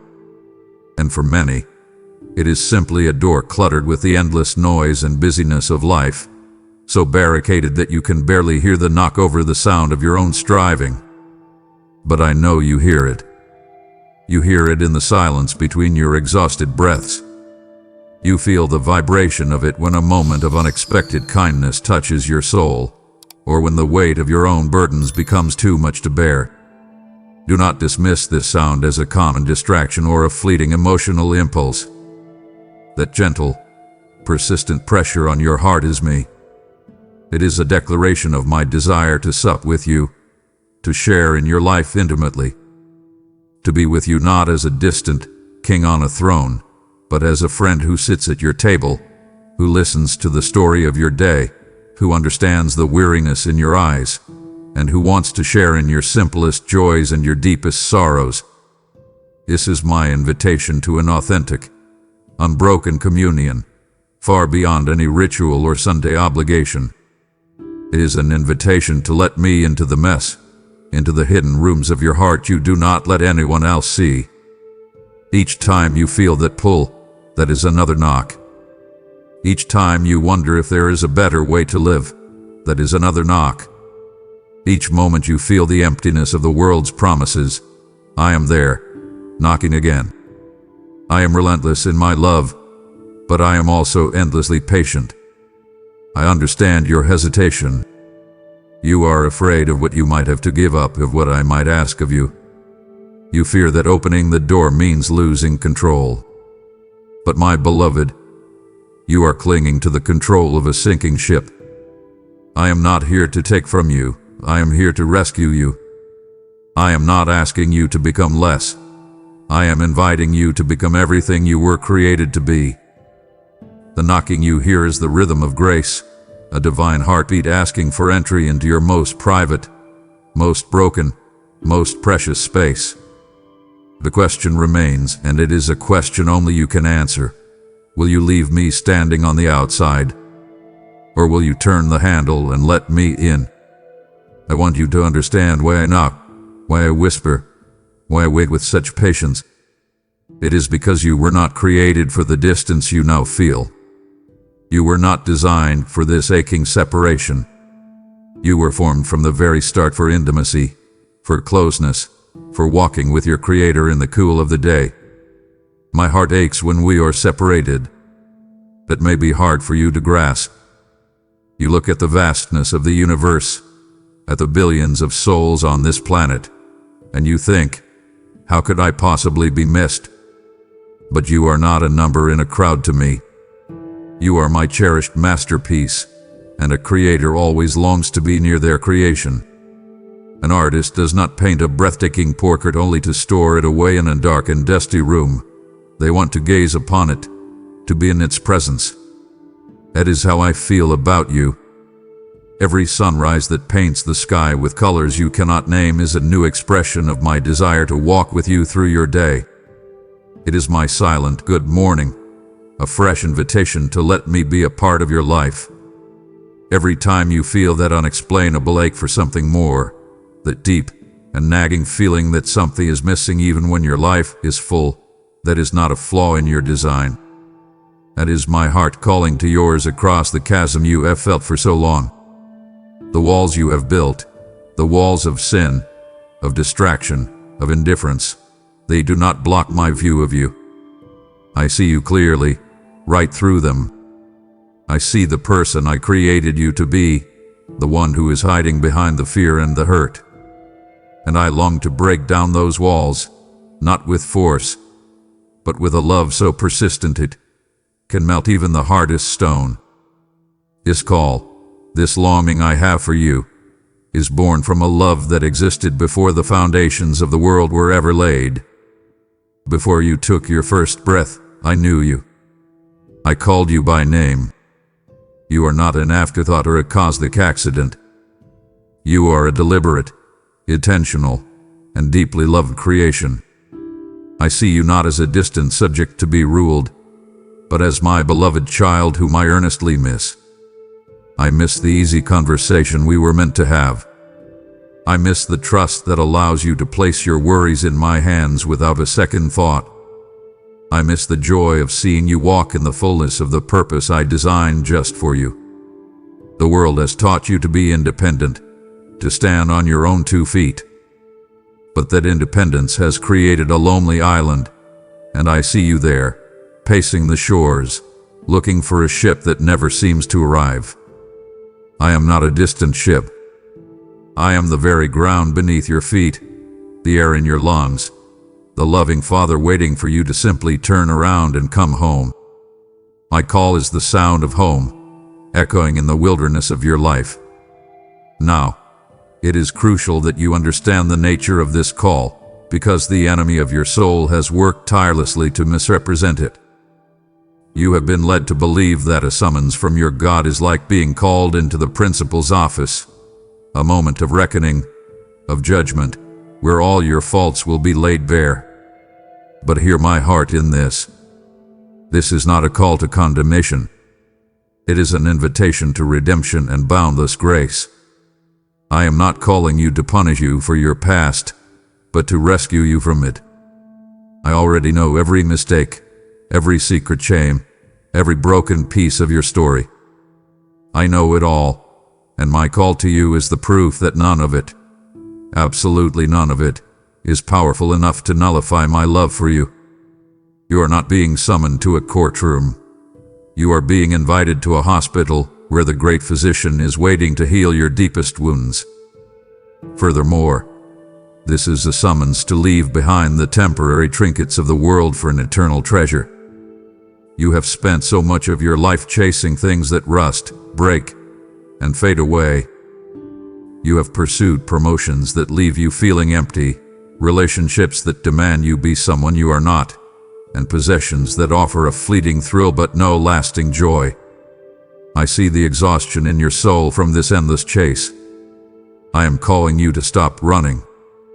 I am calling you to a purpose far greater than your own limited plans and earthly ambitions. The plans you have for your life are like a child's drawing, full of sincere effort, but lacking the perspective of the master artist. The plan I have for you is a masterpiece, woven with threads of eternal significance. This call is uniquely yours. This is not a generic, mass-produced invitation. I know you by name, and my message is tailored specifically for your heart. I know your fears, your dreams, your unique talents, and the specific purpose for which you were created. When I call you, I am calling all of you, the person you are today and the person I am shaping you to become. I am inviting you into the glorious mystery of my kingdom, into a story so grand it stretches from eternity past to eternity future. And accepting this call is not an end. It is not the conclusion of your freedom or the death of your personality. It is the true and glorious beginning of your eternal journey. It is the moment you stop merely existing and start truly living. It is the moment you trade a life of black and white for a life of vibrant, divine color. This is not a call to a life of restriction, but to a life of ultimate liberation. It is the most important summons you will ever receive. I need to speak to you about that knot in your stomach, that constant, low-level anxiety that has become your unwelcome companion. You wake up with it, you carry it through your day at work, and it sits with you in the quiet of the evening. It is the fear of the future, the weight of your responsibilities, the worry about your family, your finances, your health. The world offers you ways to manage it: distractions, entertainment, a glass of wine at the end of a long day. These things offer a fleeting comfort, a temporary truce in the war being waged in your mind. But I am calling you to something radically different. I am calling you to offer you a peace that surpasses all human understanding. A peace that does not depend on your circumstances being perfect. My voice, the one that is whispering to you now, has the power to quiet the storms of anxiety and fear that rage within you. You have tried to reason with your anxiety, to fight it, to ignore it, Now I am asking you to surrender it. Accept my call, and let my divine tranquility become the steadfast anchor for your soul. Imagine a great ship being tossed on a violent sea. No matter how strong the ship, without an anchor, it is at the mercy of the waves. Your soul is that ship. The storms of life will come. I have never promised you a life free from storms, but I have promised you an anchor that will hold. My peace is that anchor. It will stand as a fortress for your heart and mind in my Son, Jesus. When the winds of panic begin to blow, my peace will be your shelter. When the waves of despair crash over you, my peace will be the unshakable ground beneath you. This peace is not something you can achieve through meditation or positive thinking, as helpful as those things can be. It is a supernatural gift, freely given, that flows from being in alignment with my perfect will. It is the profound, internal rest that comes from knowing that the sovereign God of the universe holds your life in His hands, and that He is good. It is a peace that can look at a terrifying medical diagnosis and say, "My God is my healer." It is a peace that can face a financial crisis and declare, "My God is my provider." It is not the absence of the storm, but my presence with you in the middle of the storm. I bid you now, lay down your heavy burdens. I see you trying to juggle them all, your shoulders stooped under the immense weight. You were never meant to carry them alone. I am calling you to a place of divine rest. Let them go. Hand them to me. Accept the call, and trade the crushing weight of your anxiety for the liberating lightness of my peace. You have felt the first wave of my peace settle your anxious heart. Do not turn away now and leave me grieving as you willingly walk back into the storm alone. I have so much more to give you. To close your ears now is to choose your turmoil over my tears for you. Stay with me. You have felt it for so long, haven't you? The feeling of being adrift. You have wandered in a desert of uncertainty, trying to find your own way, following maps that lead to dead ends. You get up, you go to work, you come home, you tend to your responsibilities, and you fall into bed, only to repeat the cycle again. And in the quiet moments, you ask yourself, is this all there is? Is this what my life is meant to be? My child, I hear that question, and I am here to answer it with a resounding no. I am calling you toward a promised land of purpose, a life of meaning and significance that you have only dared to dream about. I have inscribed a unique and sacred destiny upon your soul, a purpose that only I can fully reveal and only you can fulfill. For too long, you have been searching for meaning in empty wells. You thought you would find it in your career, but the higher you climbed the ladder, the more you realized it was leaning against the wrong wall. You sought it in the approval of others, contorting yourself to fit their expectations, only to feel more lost than ever when they inevitably let you down. You have searched for it in hobbies, in possessions, in experiences. These are not bad things, but they are empty wells, and they can never quench the deep thirst of your spirit. I am calling you to cease this frantic, exhausting search. Come and drink from the living water I provide, a source of purpose that springs up from within and never runs dry. This call will illuminate the next step on the path I have prepared for your feet to walk. I know you worry about the future. You want the entire 5-year plan, the full roadmap laid out before you. But trust is not built on seeing the whole journey at once. Trust is built by taking the next step in faith. Answer my call, and I will show you that next step.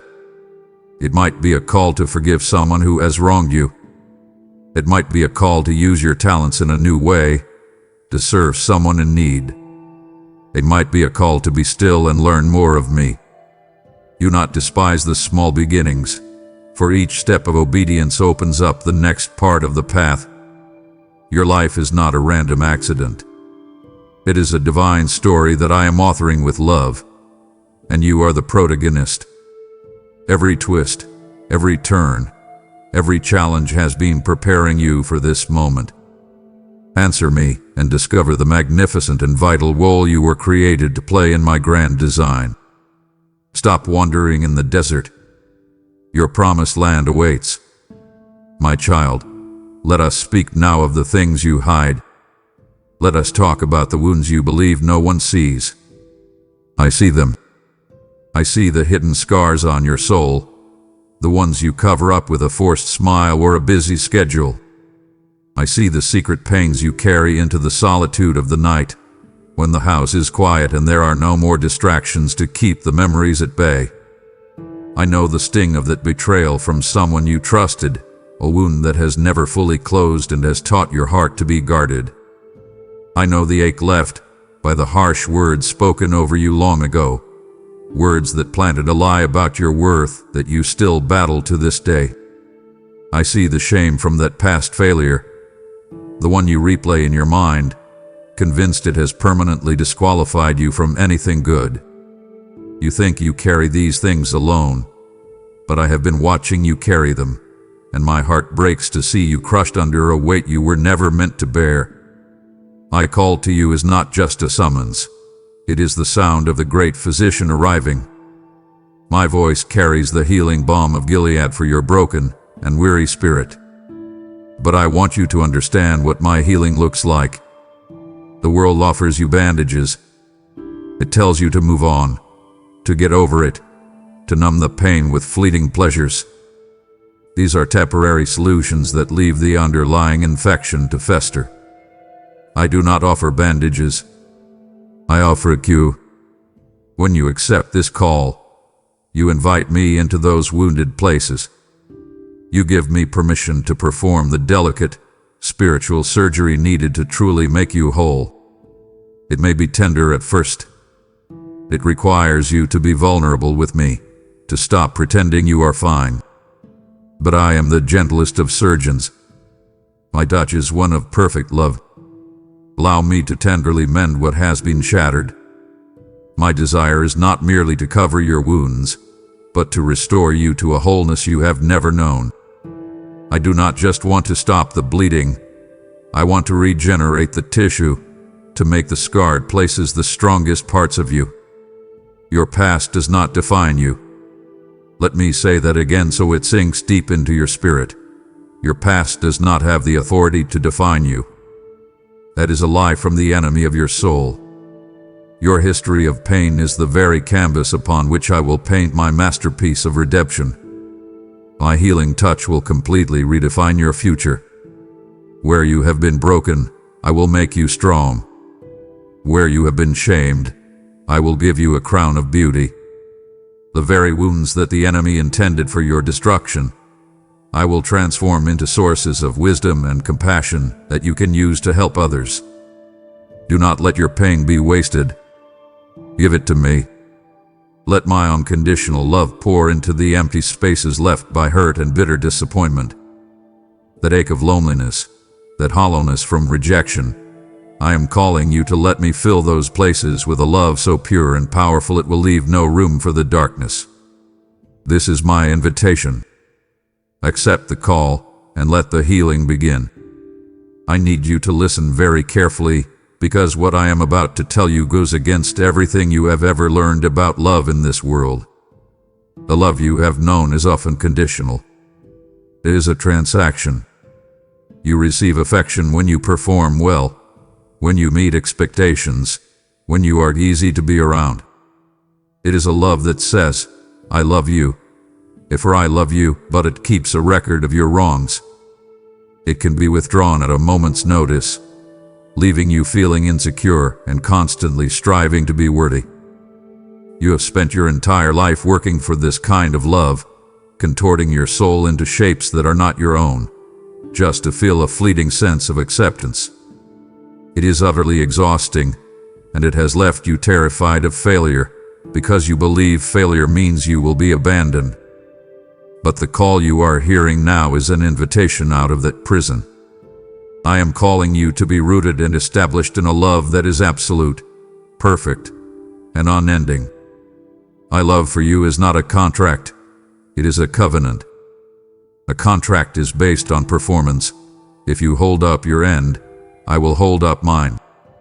A covenant is based on a promise, sealed by my own character. My love for you is not based on your performance, but on your identity as mine. I chose you. I created you. I love you. That is the beginning and the end of the story. There is nothing you can do to make me love you more, and there is nothing you can do to make me love you less. Do you understand the freedom in that? You can stop performing. You can stop pretending. You can finally just be in the presence of a Father who adores you completely, with no strings attached. You cannot earn this love through your works. You can only surrender and receive it as a gift. It is the greatest gift you will ever be offered. This is an invitation to experience the perfect love that casts out all fear and insecurity. Think about the fears that haunt you. The fear of rejection. The fear of not being good enough. The fear of being found out and cast aside. These fears are all rooted in the lie that you are only as valuable as your last success.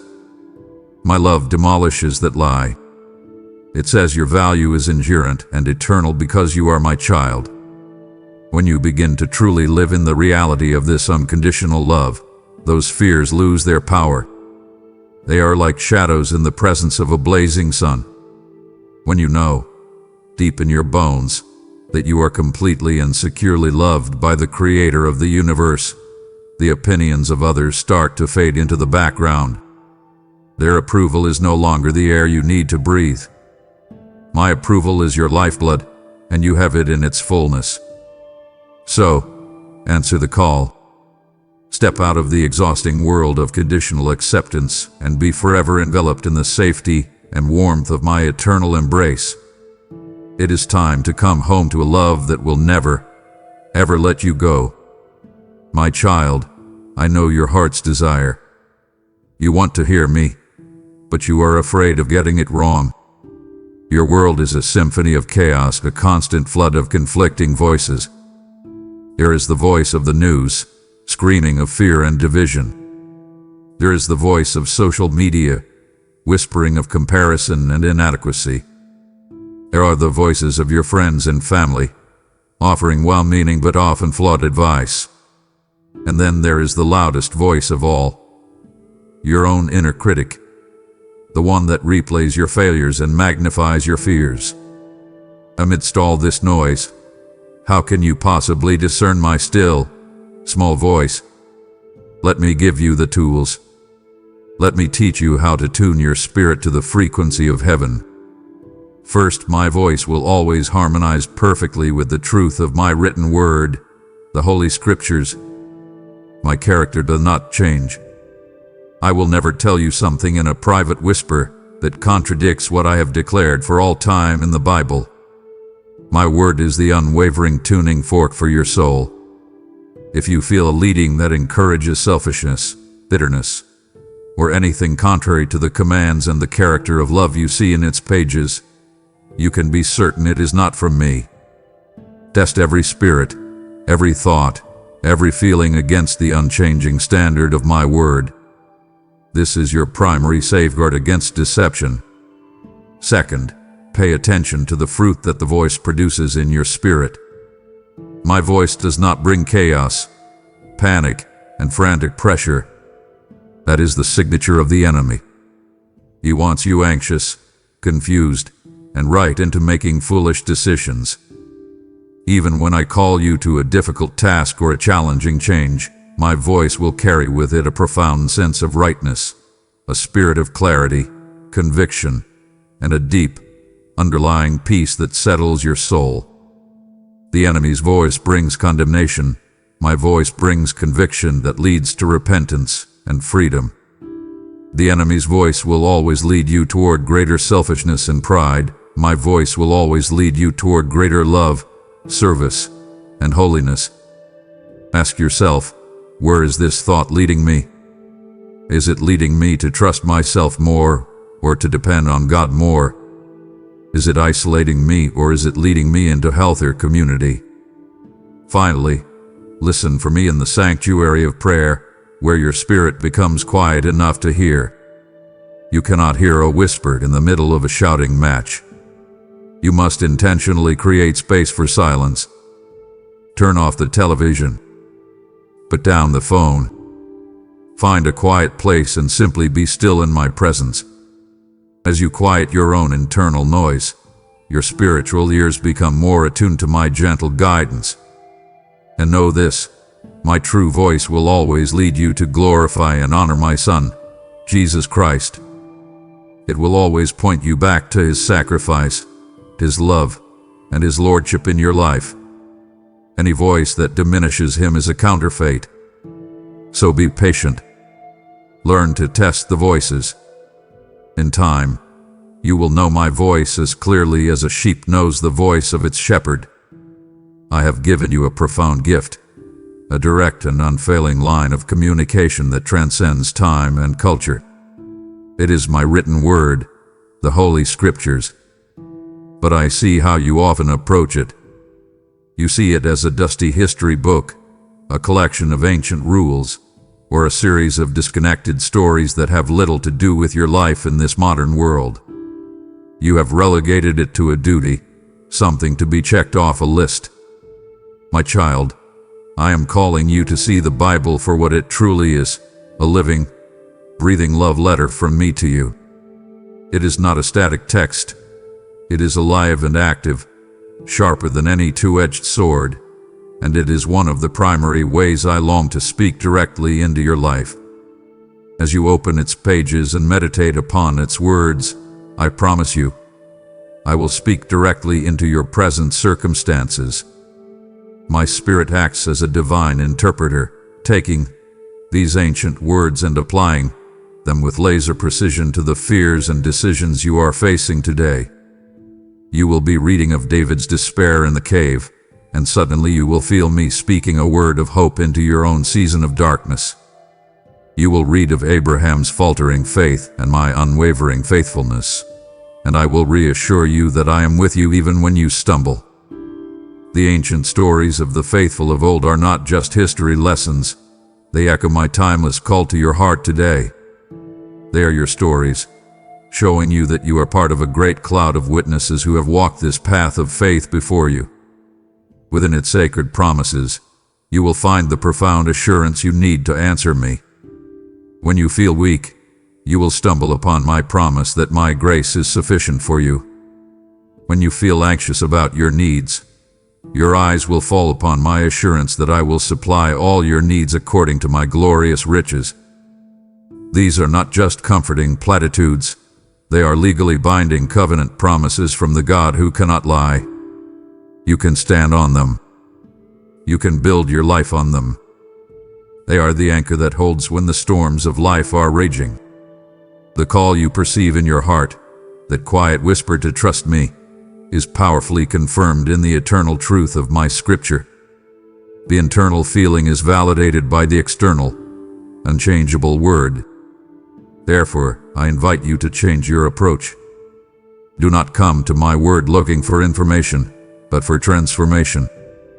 Do not come merely as a scholar, but as a beloved child eager to hear your Father's voice. Allow my word to be a lamp unto your feet and a light unto your path. In the confusion of your life, it will not always illuminate the entire journey ahead, but it will always give you enough light for the very next step. That is all you need. So, open this love letter I have written for you. Read it slowly. Meditate on it. Pray over it. Expect me to speak.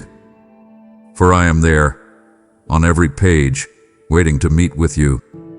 As my word has been a living love letter to your heart, I now call you to become the messenger who delivers it to others. You have tasted the living water. Will you now help me send rivers into the deserts of other souls who are perishing of thirst? This is your divine appointment to partner in a harvest of hearts waiting to hear my voice.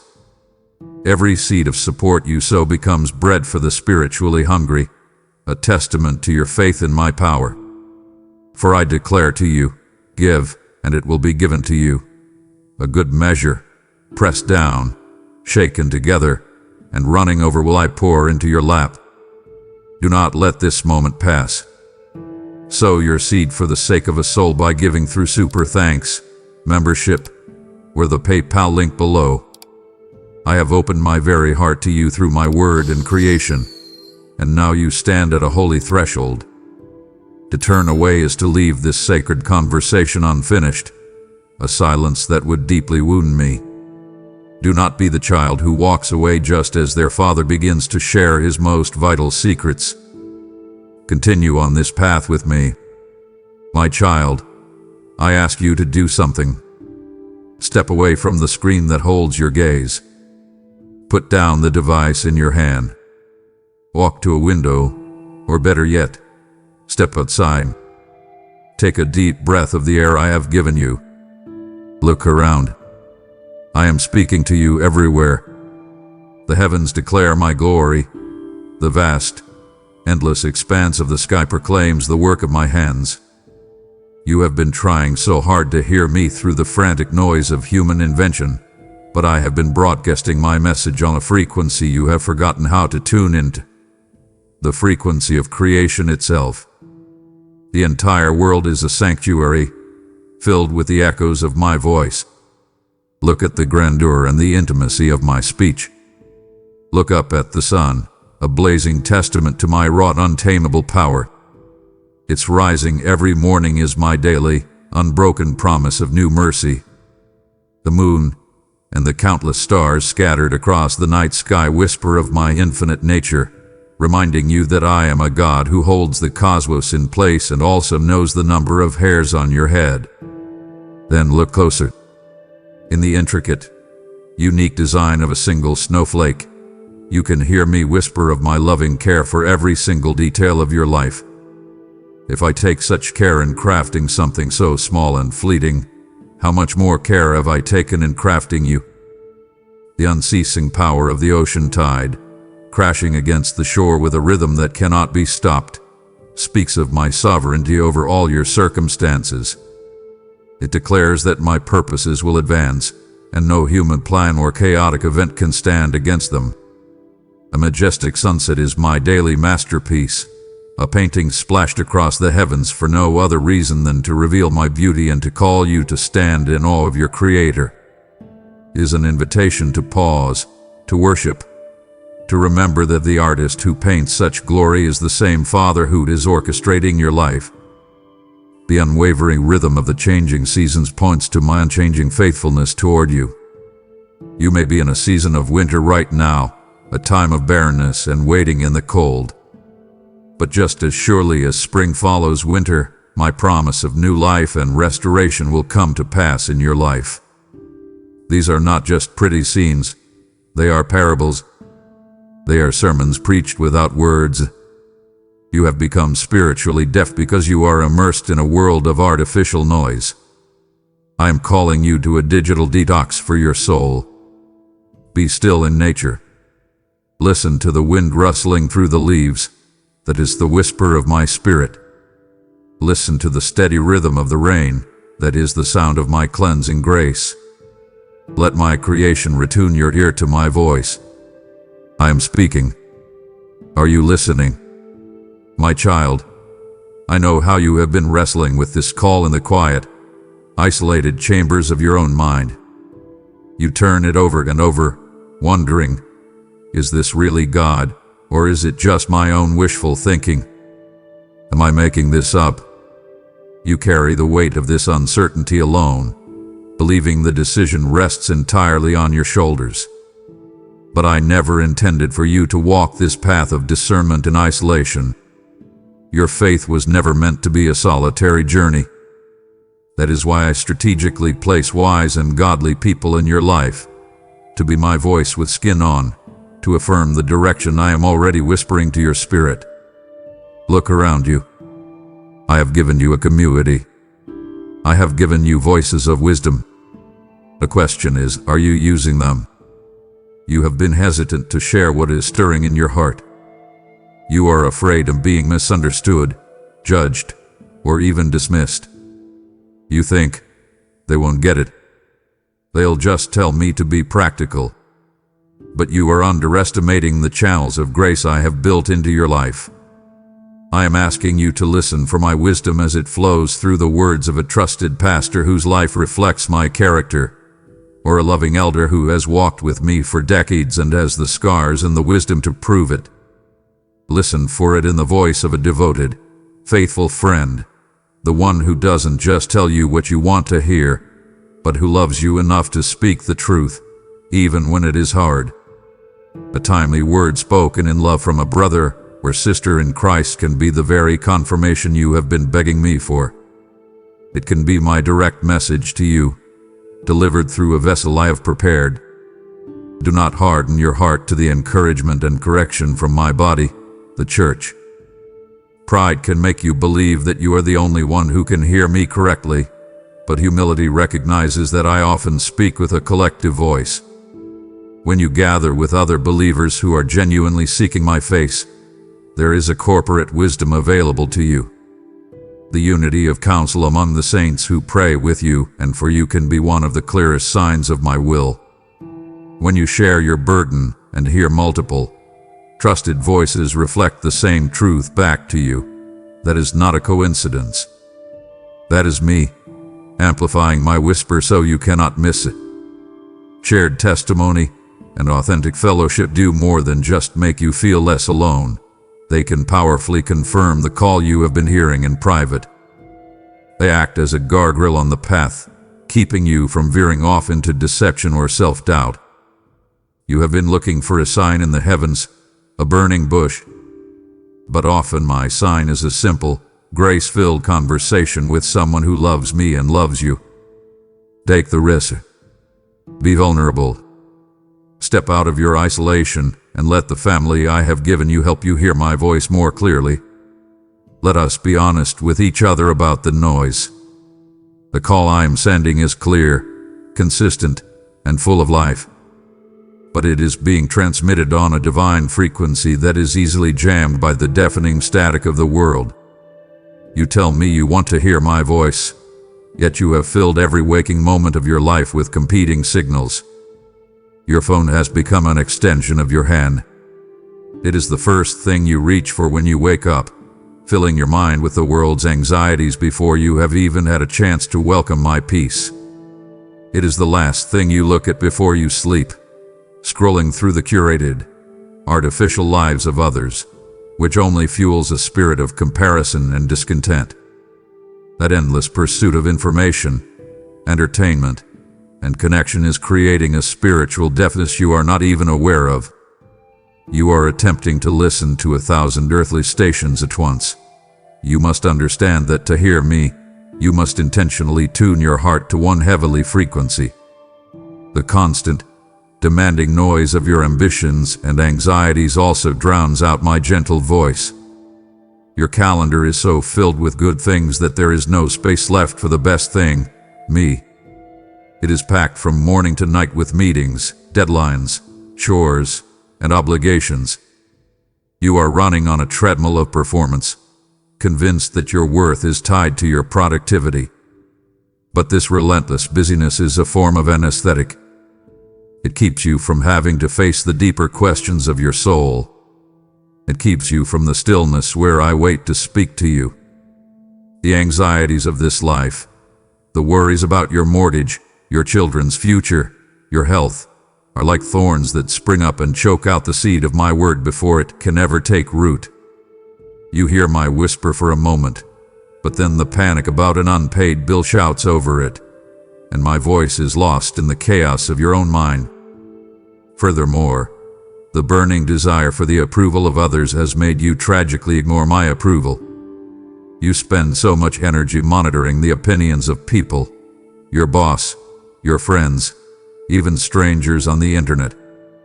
You craft your life, your words, and your image to win their applause. But their applause is a fleeting sound, an echo that dies in an instant.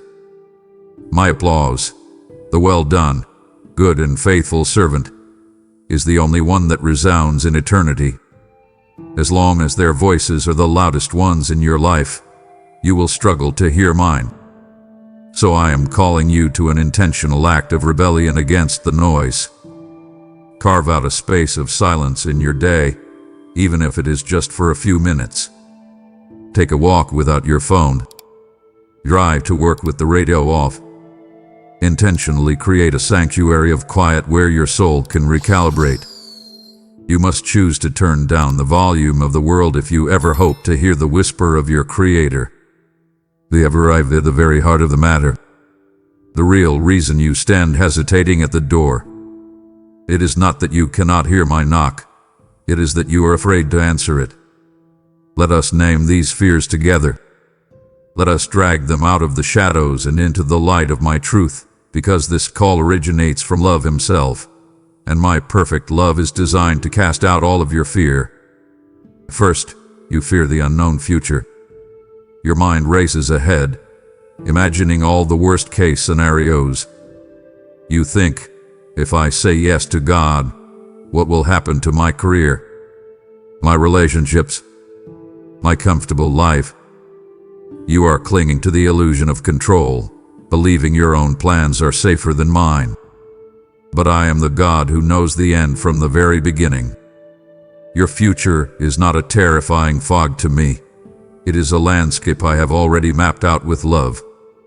Your fear of the unknown is a failure to trust the one who is already there.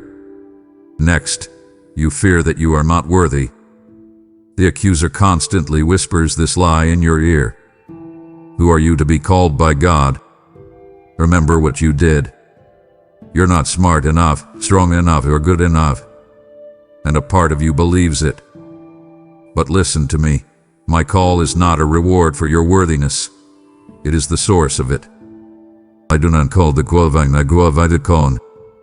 My call itself is what makes you worthy, clothing you in my grace and righteousness.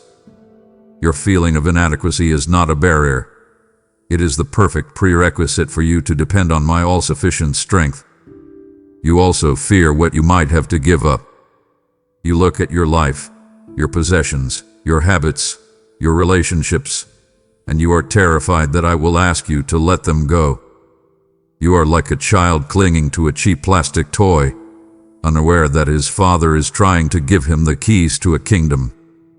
You are so focused on what you might lose that you are failing to see the eternal treasures you will gain. I am not a cosmic killjoy. I am the giver of every good and perfect gift, and I only ask you to release the things that are ultimately harming you or holding you back from the abundant life I have for you. And you deeply fear personal failure. You think, what if I try this faith thing and I mess it up? What if I stumble? My child, you will stumble. You will fall. But I will be there to catch you. I am the one who will uphold you with my righteous right hand. My love for you is not contingent on your perfect performance. My covenant is with you in your weakness, in your failures, in your struggles. The journey of faith is not about never falling. It is about learning to get back up, knowing I am right there to help you. So stop letting the fear of failure paralyze you. Step out of the boat. The one who calls you is the one who commands the waves. Let us talk about the heavy backpack you are carrying. It is filled with the stones of your past mistakes, and you have been carrying it for so long you have almost forgotten what it feels like to walk upright. The weight of your past sins is making you feel utterly unworthy of my call. You have believed the insidious lie that your past mistakes have permanently disqualified you from my grace. You look at your history, that broken relationship, that dishonest decision, those words you spoke in anger, that secret habit you cannot seem to break, and you have concluded that you are damaged goods, beyond repair, unworthy of a holy God's attention. The accuser, the enemy of your soul, knows this is your greatest point of vulnerability. He relentlessly whispers your failures into your memory, not to lead you to repentance, but to convince you that I have turned my face away from you in disgust. He wants you to believe you are defined by your worst moments. But I am here to tell you, that is the greatest lie you have ever been told. You are clinging to a burden of guilt that my son has already triumphantly and completely nailed to the cross. Bibjuri. Every single one of those heavy stones in your backpack was on the list of charges against you. And on that cross, Jesus took that list, and he wrote across it in his own precious blood, paid in full. The debt has been canceled. The case has been dismissed. The verdict is not guilty. Yet you continue to show up at the prison door, trying to serve a sentence for a crime for which you have already been pardoned. It is a tragic sight, and it breaks my heart. You mistakenly think you must cleanse yourself before you are presentable enough to answer me.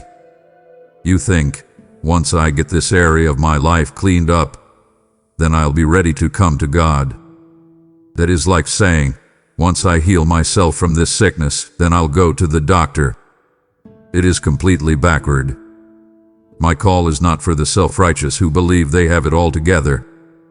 They do not feel their need for a savior. My call is for the lost, the broken, the sick, and the weary to come home to me. Your history of sin, your awareness of your brokenness, is the very reason my call of redemption and mercy is so urgent and so beautiful for you. Your unworthiness is the black velvet background upon which the diamond of my grace shines most brilliantly. So stop trying to carry that backpack. It is not yours anymore. The weight of it is crushing your spirit and keeping you from looking up. I am asking you now to consciously, deliberately, take it off and leave it at the foot of the cross. Let it go. Accept your forgiveness. Your past is not a barrier to my call. It is the very reason I am calling you so tenderly and so urgently today. I have just declared your past forgiven and its power over you broken. Would you now walk away from this freedom only to pick those heavy chains of shame back up? It grieves my spirit profoundly to see my child choose the familiarity of their prison over the vastness of my grace. Your new identity awaits. Do not abandon this holy ground now. My child, I created you with incredible strength and a capable mind.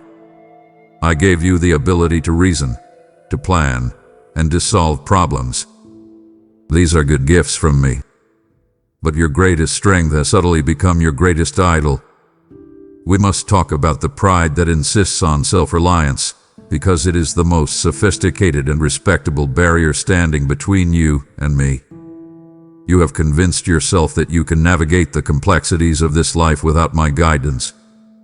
You look at your successes, the things you have accomplished through your own hard work and intellect, and you have quietly concluded, I'm doing okay on my own. I've got this. Your own intellect and personal strength have become false gods that stand in the way of my call. You worship at their altar every day. When a problem arises, your first instinct is not to turn to me in prayer, but to turn inward to your own resources. You create strategies. You make pro and con lists. You rely on your own understanding. And while I have given you a mind to use, you have made it your ultimate source of wisdom, leaving no room for mine. You insist on being the captain of your own ship, your hand firmly on the wheel, believing you know the best course. But you are navigating with a faulty compass in treacherous, unfamiliar waters, unaware that you are steering your life straight toward the rocks of burnout, anxiety, and ultimate emptiness. Answering my call requires a divine humility that you have been resisting. It requires you to joyfully admit your desperate need for a savior, and that feels like weakness to you. It feels like failure. Your pride tells you that needing help is a sign of incompetence. But in my kingdom, the opposite is true. Admitting your need is the first step toward receiving a strength that is not your own, a strength that is limitless and divine. You hesitate to surrender control, for you have placed your ultimate trust only in yourself. The thought of letting go of the steering wheel and trusting another driver is terrifying to you. You want me as a co-pilot, an advisor you can consult when you feel like it. But I am not applying for the position of co-pilot. I created the ship. I own the ship, and I know the way home. I am calling you to give me the captain's chair. Your true, lasting strength is found not in your fleeting independence, but in your complete and total dependence on me. It is found when you finally say, "Father, I cannot do this on my own. I don't know the way. Please take the wheel." At prayer, the simple admission of need is the sound of pride breaking, and it is the most beautiful sound in the universe to me. It is the sound of a heart finally ready to answer my call. My child, when you finally unlatch that door and invite me in, it is not just a guest who enters, it is a king who brings about a revolution. The most profound change is not in your circumstances, but in your very identity. For your entire life, you have been living as a spiritual orphan. You have felt it deep in your bones, that sense of not quite belonging, of striving to earn your place, of being fundamentally alone in the universe. You have tried to find your family and friendships, in your career, in social groups, always feeling like an outsider looking in. But when you answer my call, that entire reality is shattered. In a single, grace-filled moment, you cease to be an orphan in this world. You become a chosen and adopted child of the Most High King. I become your father. You are no longer homeless. You have come home. I want you to let the weight of that sink in. You are no longer defined by your family of origin, by their mistakes or your own. You are now a member of my royal family. This is not a metaphor, it is a spiritual reality. And with that adoption comes a new name, a new inheritance. Your name is eternally written in the Lamb's Book of Life, a reservation in my heavenly kingdom that can never be canceled or lost. Your citizenship is transferred. You become a citizen of heaven, a holy pilgrim who is now simply passing through this temporary world. This changes everything. It means this world's struggles are no longer the final word. Your identity is no longer tied to your successes or failures here, to your bank account, or to the title on your business card. Your true identity is secure in me, beyond the reach of circumstance. Think of the clothes you have been wearing. They are the worn-out, threadbare garments of your past, stained with shame, patched with fear, heavy with the dust of your failures. You have tried to clean them, to present a respectable appearance, but you are always aware of the stains that remain. When you answer my call, I ask you to take those off. In their place, I give you pristine robes of righteousness. These are not clothes you have earned. They are a gift, purchased by the sacrifice of my Son. When I look at you now, I do not see the stains of your past. I see the perfect righteousness of Jesus. This means you can stop hiding. You can stop pretending. You can stand before me and before the world, not in shame, but in the quiet confidence of one who is utterly and completely accepted and loved. You are made into a new creation in Christ. The old, broken things have passed away, and behold, all things have become new. The person you used to be, the one defined by anxiety, by bitterness, by that secret sin, is no longer who you are. That is the old you. The new you is being formed, day by day, into my image. And finally, this new identity comes with a new purpose. You are not just saved from something, you are saved for something. You are commissioned as an ambassador for Christ. In your workplace, in your home, in your neighborhood, you now represent a different kingdom. You carry a message of reconciliation, the good news that what has happened for you can happen for anyone. Your life becomes the evidence that I am real, that I am good, and that I am in the business of changing lives. Your new identity is not a passive status. It is an active, world-changing commission. This is who you are now. Let this truth begin to dismantle the lies you have believed for so long. You are not an orphan. You are not your past. You are a chosen, beloved, and empowered child of the living God.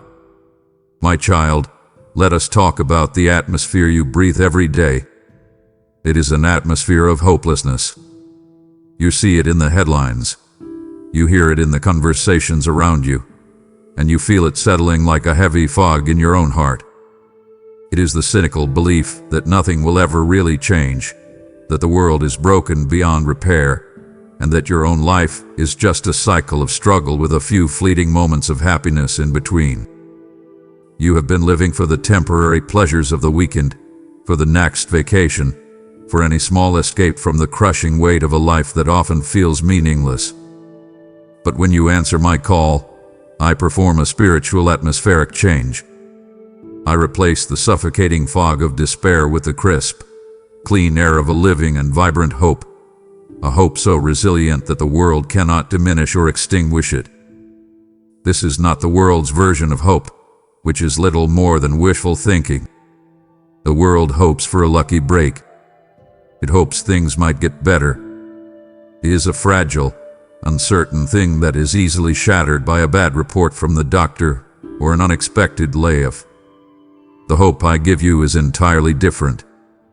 It is a confident and joyful expectation of my goodness, based not on your circumstances, but on my unchanging character and my unfailing promises. It is an anchor for your soul, steadfast and secure, that holds you firm in the violent storms of life. Your entire perspective shifts from the earthly and the fading to the heavenly and the everlasting.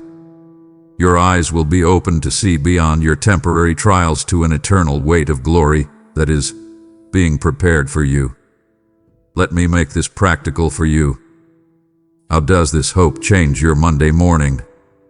Without it, Monday is a symbol of the relentless, joyless grind. With my hope, Monday becomes another opportunity to serve as my ambassador, to be a beacon of light in your workplace, to participate in my eternal story. How does this hope change your reaction to suffering? Without it, suffering is a cruel, random tragedy. With my hope, suffering, though still painful, is seen through a new lens. You begin to understand that I am a God who can take the most broken pieces of your life, the grief, the loss, the pain, and weave them into a beautiful tapestry of redemption. This present suffering is producing in you a perseverance, a proven character, and a glorious hope that does not disappoint. It is a hope that allows you to grieve, but to grieve differently than the rest of the world, for you know that death is not the end. You know that I am the God of resurrection. The crushing weight of despair you have felt is replaced by this quiet, confident joy. It is not a loud, obnoxious happiness that ignores reality. It is a deep, resilient joy that can coexist with tears. It is the joy of knowing that no matter how dark the night gets, the morning is coming.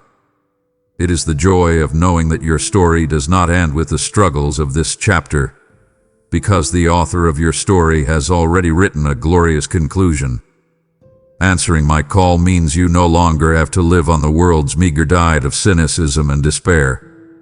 You are invited to a feast of hope, a hope that satisfies the deepest longings of your soul and gives you the strength to face whatever comes your way, not with grim resignation, but with a peaceful and triumphant heart. I see how tired you are. I see the weariness that goes bone deep, the exhaustion from trying to be strong for everyone, from holding it all together through sheer force of will. You have been operating in your own limited and exhaustible power, and your tank is empty. You wake up in the morning already feeling depleted, dreading the demands of the day because you know you have nothing left to give. You have come to believe that your strength is a measure of your worth, and your current weakness feels like a personal failure. But I am calling you to a radical reimagining of strength. When you finally accept my call, You cease to operate on your own power. You unplug from your own finite battery and plug into my infinite, inexhaustible source of divine power. You have read the words before, but I want you to truly hear them now. My grace is always sufficient for you, for my power is made perfect in your weakness. Your weakness, the very thing you have been trying so hard to hide and overcome, is not your liability. It is your greatest asset. It is the prerequisite for my power to be unleashed in your life. As long as you believe you are strong enough on your own, you will never experience my strength. As long as you insist on carrying your own burdens, you will never feel the relief of me carrying them for you. The moment you are willing to say, I cannot do this, I am not enough, is the moment of your greatest breakthrough.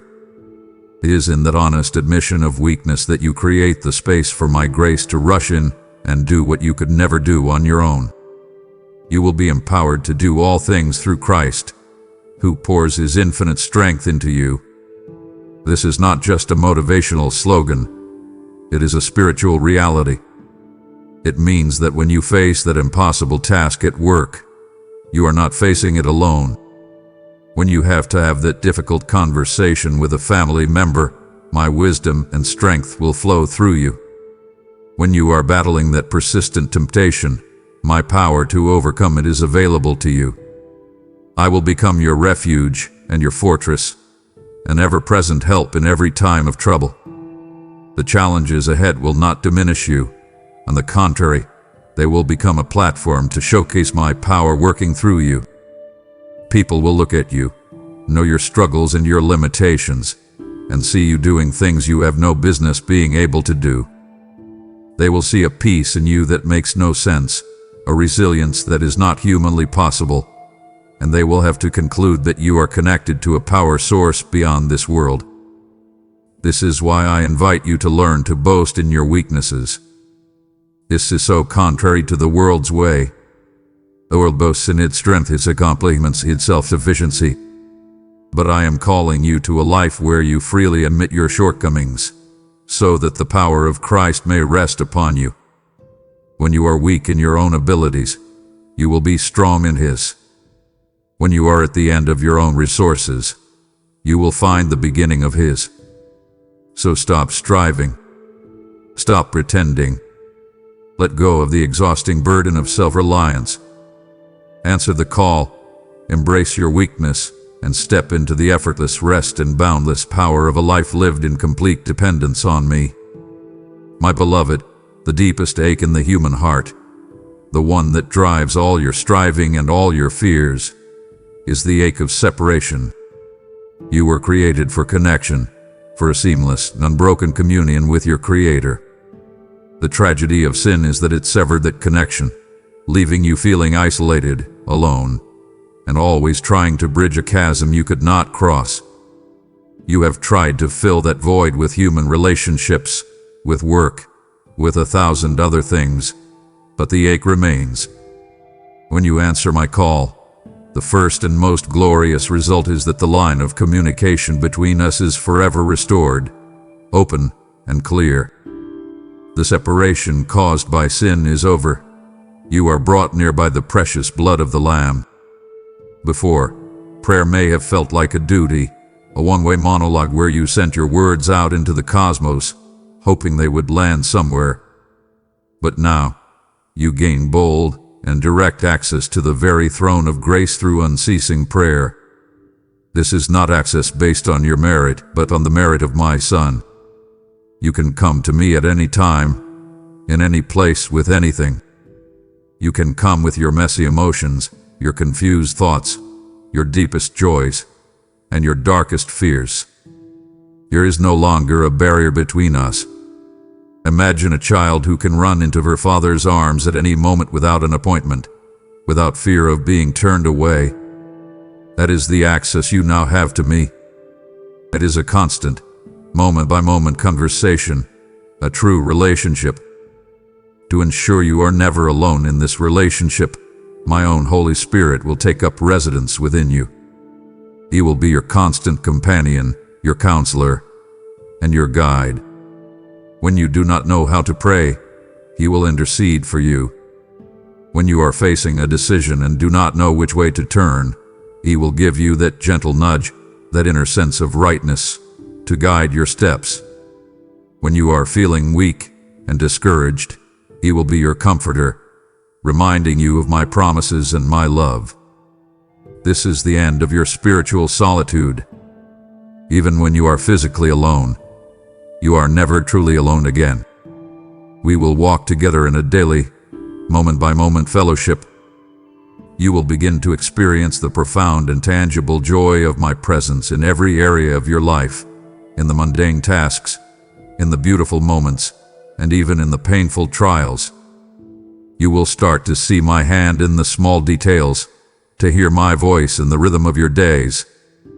The world is full of people who feel like cosmic orphans, but that will no longer be your story. You will have a constant, abiding sense of being known, being heard, and being loved. This is the great restoration. The relationship that was broken in the garden is restored at the cross. The communion that was lost is found again when you answer my call. This is not a promise for some distant future in heaven. It is a reality you are invited to begin walking in right now, today. The conversation has begun, and it will never, ever end. This unbroken communion we now share is a sacred connection I long for with all my lost children. Having received this light, I am now anointing you to be the one who keeps the lampstand burning brightly for those still stumbling in darkness. Their cry for connection reached my ears, and I am sending you as the answer to their prayers. Your support is the holy oil that fuels this ministry, ensuring my voice is not silenced by the chaos of the world. As you provide the oil, I promise your own light will burn brighter and your supply will never run dry. Fear the urgency of my spirit. Act now to keep this beacon shining by giving through Super Thanks membership or the PayPal link in the description. The line between us is now open, and I have invited you into constant, unbroken communion. To disconnect from this conversation would be to choose the static of the world over the clarity of my voice, a choice that brings a profound sorrow to my heart. I have life-altering promises yet to share. Do not let this sacred connection end. My child, every human heart carries a deep, innate desire for its life to matter, to have meaning, to leave some kind of lasting mark on the world. You have felt this. It is the driving force behind your ambition, your creativity, and your desire to be remembered. You have pursued significance in the ways the world has taught you, through career advancement, financial success, or social recognition. But you have found that these things are like writing your name in the sand. The next tide of time comes in and washes it all away. Answering my call will move you from a life of mere existence to one of true and lasting substance. It is an invitation out of the temporary and into the eternal. I've uniquely gifted you. I have placed within you talents, skills, and passions that are specific to you. For a long time, you may have used these gifts for your own glory or for fleeting, worldly goals. But when you answer my call, I will take those same gifts, sanctify them, and begin to use them for my glory and the building of my eternal kingdom. The work you do with your hands, the words you speak, the compassion you show, all of it becomes infused with eternal purpose. You will begin to store up for yourselves treasures in heaven, where moth and rust do not destroy, and where thieves do not break in and steal. You will stop investing all your energy in a portfolio that will one day be worthless and start making investments in an economy that lasts forever. The most visible result of this new life of significance will be the supernatural fruit that your life begins to produce. Not because you are trying harder, but because you are now connected to me, the vine. The fruit of my spirit, love, joy, peace, patience, kindness, goodness, faithfulness, gentleness, and self-control will begin to grow naturally from your life. Your character will be transformed from the inside out. People who knew the old you will be astonished. Your transformed life will become a living testament of my redeeming grace to a watching and waiting world. Your very existence will be a sermon, more powerful than any words you could speak, declaring that I am a God who changes lives.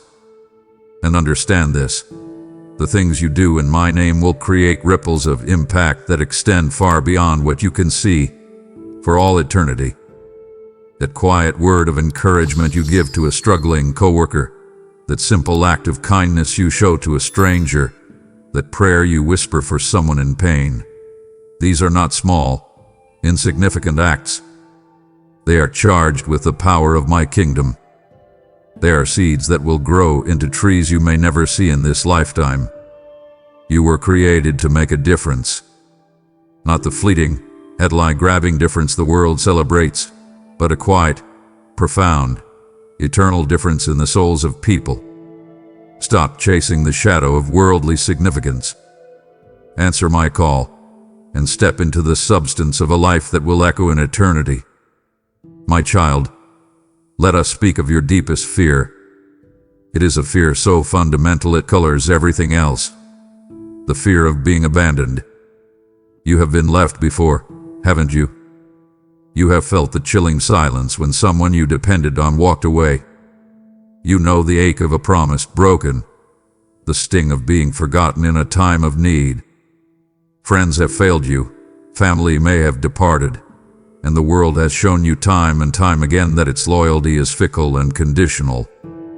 And so, in the quietest part of your heart, you have projected that fear onto me. You hear my call, and a part of you is drawn to it, but another part holds back, terrified that I will eventually leave you too, that you will make a mistake so great, or your need will become so burdensome, that I will turn my back and walk away. I am here today to declare war on that fear.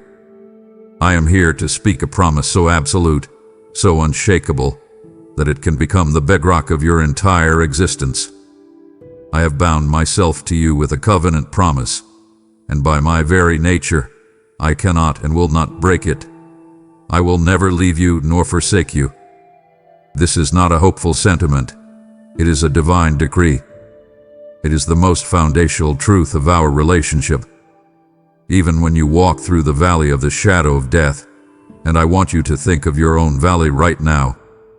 Is it the sterile quiet of a doctor's office as you wait for a diagnosis? Is it the profound loneliness of an empty house? Is it the dark night of the soul where your anxiety screams and your faith feels like a distant memory? In that place, you will fear no evil, for I am with you.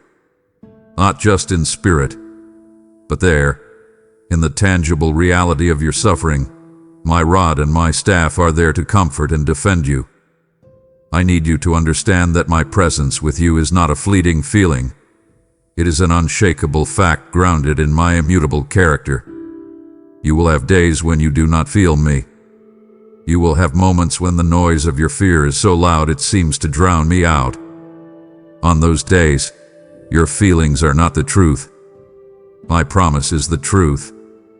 My presence is not something you must conjure up through emotional effort. It is a reality you rest in by faith.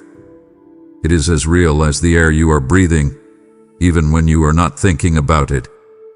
I have sealed you with my Holy Spirit. Think of what a seal means. In ancient times, it was a mark of ownership, of authenticity, of protection. I have placed my permanent, unbreakable seal upon you. This means you are mine, and no one, not the accuser, not the powers of darkness, not even your own self-doubt, can ever snatch you out of my hand. So when your old fears of abandonment begin to rise, you must confront them with this promise. When you feel alone, you must declare, my God has promised to be with me always, to the very end of the age.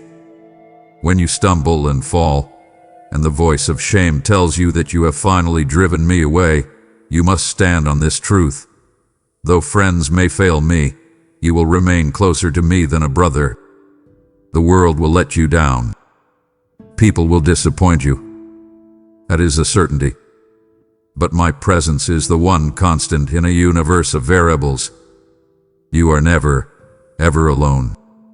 Let that truth begin to extinguish the terrifying flames of your deepest fear. I am here, and I am not going anywhere. Now let us talk about the other fear that keeps you awake at night, the fear of lack. It is a constant, nagging pressure in the back of your mind. You look at the rising cost of food, the mortgage payment that is always looming, the unexpected expense that you know could destabilize everything. You worry about your job security. You worry about having enough for your children, enough for your future, enough for your old age. This anxiety about provision has become a heavy yoke on your shoulders, forcing you to strive and toil out of a place of fear rather than a place of faith. You have been looking to the shifting sands of worldly resources for your security, your job, your savings account, your own ability to make things happen. But I am calling you to lift your eyes to a different source, an unshakable one. I am Jehovah Jireh, your ultimate provider. That is not just one of my names. It is a core part of my character. It means that I see your need in advance, and I make provision for it. I want you to look outside. You see the birds. They do not sow or reap or store away in barns. They do not have retirement accounts or stress about market fluctuations. And yet I, your heavenly Father, faithfully feed them. How much more valuable are you than they? You, who are created in my very image, who are called my own child. If I faithfully clothe the lilies of the field in a splendor that surpasses even that of a king, how much more will I care for you? Your anxiety about your daily needs is a quiet insult to my love and my capability. But my promise of provision comes with an invitation to reorder your priorities. You have heard the words, "Seek first my kingdom and my righteousness, and all these other things will be added unto you." You have thought this means you must become a spiritual giant before I will take care of your bills. That is not what it means. It means you must stop making all these other things the primary focus of your heart and your energy. It means that when you are faced with a decision, your first question should not be what is most profitable, but what is most righteous. It means you choose to be generous with the little you have, trusting me to provide more, rather than hoarding it out of fear. It means you prioritize spending time in my presence over working longer hours just to accumulate more than you need.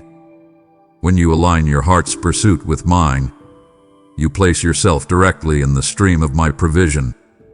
And know this, my provision is not limited to the physical.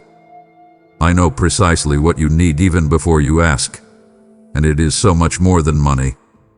I see your need for peace when your mind is at war. I see your need for wisdom when you are confused and do not know which way to turn. I see your need for emotional strength when your heart is breaking. I see your need for companionship when you are overwhelmed by loneliness. I will supply all your needs according to my glorious riches and glory in Christ Jesus. My resources are not limited by the economy or your circumstances. My storehouses are infinite. So I invite you today to make a conscious choice. Transfer your trust. Take your trust out of the failing banks of this world and place it in the unfailing faithfulness of your God. Release the crushing weight of that financial anxiety into my hands, and walk in the freedom of a child who knows their father owns everything. My child, the exhaustion you feel runs deeper than a lack of sleep. It is a soul weariness, a profound burnout from a lifetime of striving. You are tired of trying to be good enough. You are tired of carrying the heavy burden of your own failures. You are tired of the relentless performance treadmill, where you feel you must constantly prove your worth to your boss, to your family, and even to me. This striving has become your dead work, a series of joyless, exhausting efforts to earn an acceptance that I am offering you as a free gift. But I am calling you today to stop. I am calling you to rest. Come to me, all you who are weary and carry heavy burdens, and I will give you true rest. This is not the world's definition of rest. The world offers you distraction, a vacation, a movie, a night out. These things can provide temporary relief, but you often return from them just as weary in your spirit as before. The rest I offer is a deep, spiritual Sabbath for your soul that frees you from the very need to strive. It is a profound, internal peace and contentment that the world cannot give and can certainly never take away. It is the deep sigh of relief your soul makes when you finally realize you have nothing left to prove. I want you to understand the beautiful image of a yoke. You hear the words, "Take my yoke upon you," and you imagine a heavy, burdensome wooden beam being placed on your shoulders. You think I am trading your current burdens for a new set of religious ones. But you are misunderstanding the image entirely. In my time, a yoke was often used to pair a young, weak ox with an old, strong one. The strong ox would bear the weight of the plow and guide the path, and the younger one would simply learn to walk alongside it, in its rhythm. My yoke is easy and my burden is wonderfully light precisely because when you take it upon you, you are yoking yourself to me. I am the strong one. I am the one who carries the true weight.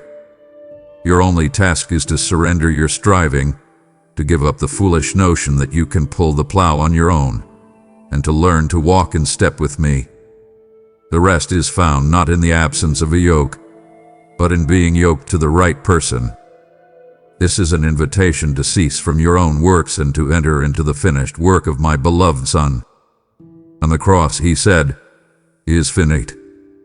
The work required for your salvation, for your acceptance, for your righteousness, has been completed. There is nothing you can add to it. Your attempts to add to it are what are making you so tired. In repentance, turning away from your own efforts, and rest is your salvation.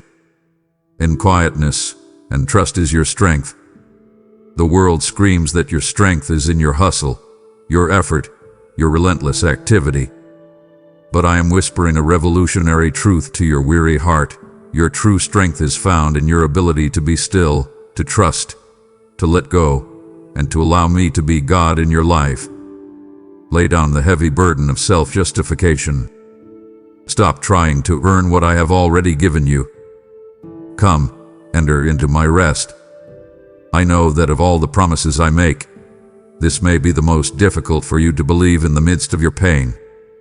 You look at the broken pieces of your life, the shattered relationship, the chronic illness, the dream that has died, the profound injustice you have suffered, and you cry out to me, "God, how can this possibly be for my good?"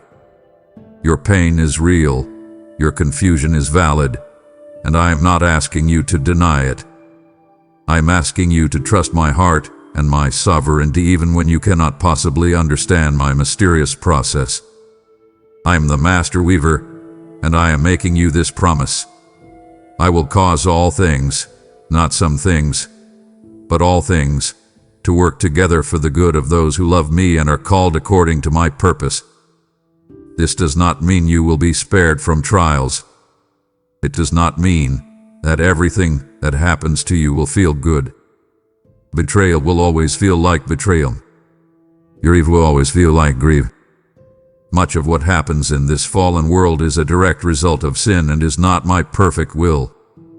But this promise means that I am so powerful and so loving that I can take what the enemy intended for your evil and masterfully turn it for your ultimate blessing. I have the divine ability to redeem every tear, to repurpose every wound, and to bring profound good out of the most horrific circumstances.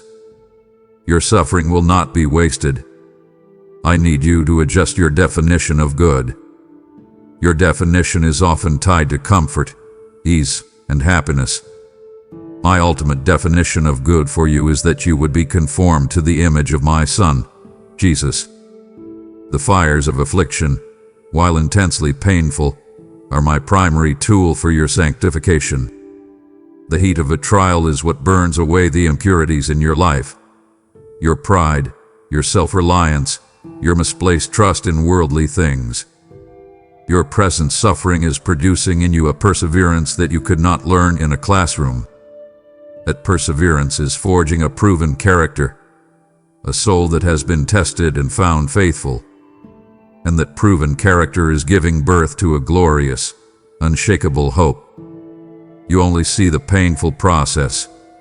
I see the beautiful, finished product that is emerging from the flames. I want you to look at the story of Joseph. His brothers sold him into slavery. He was falsely accused and thrown into prison. From a human perspective, his life was a series of tragic injustices.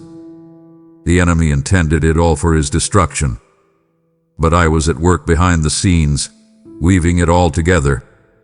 Every moment of his suffering was a necessary step on the path that would lead him to become the ruler of Egypt and the savior of his family. What the enemy meant for evil, I meant for good. That is the pattern of my redemptive work, and it is the pattern I am working in your life right now. I know you only see the underside of the tapestry. It looks like a chaotic mess of tangled threads, random knots, and colors that do not seem to belong. But from my perspective, I am weaving every thread, even the dark, ugly threads of your suffering, into a breathtaking masterpiece. Trust me, even when it hurts, even when it makes no sense, the story is not over, and I promise you, the final product will be good. I have just promised to take the most painful threads of your life and weave them into a tapestry of good. To leave now is to doubt the master weaver before the masterpiece is revealed. It would wound me to see you give up on your own story, right before I show you how urgently you must respond to claim the glorious ending I have written for you. Stay and listen. My child, we have talked of my promises, my love, and the new life I am offering you. Now, we must speak of the moment at hand. This conversation we are having is not a casual discussion to be filed away for later consideration. It is a moment of sacred urgency. You have felt the stirring in your spirit. You have heard the knock on the door of your heart. You have been presented with the most important invitation of your existence. And my loving plea to you is this: today, if you hear my voice, do not harden your heart. You see, you have a tendency to procrastinate when it comes to the matters of your soul. You think, I will deal with this later, when I am less busy, when I have my life more in order, when I am older.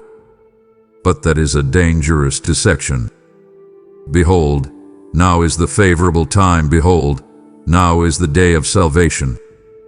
This precious opportunity to answer is a gift of my grace. It is not a guarantee that will last forever. You do not know what tomorrow holds.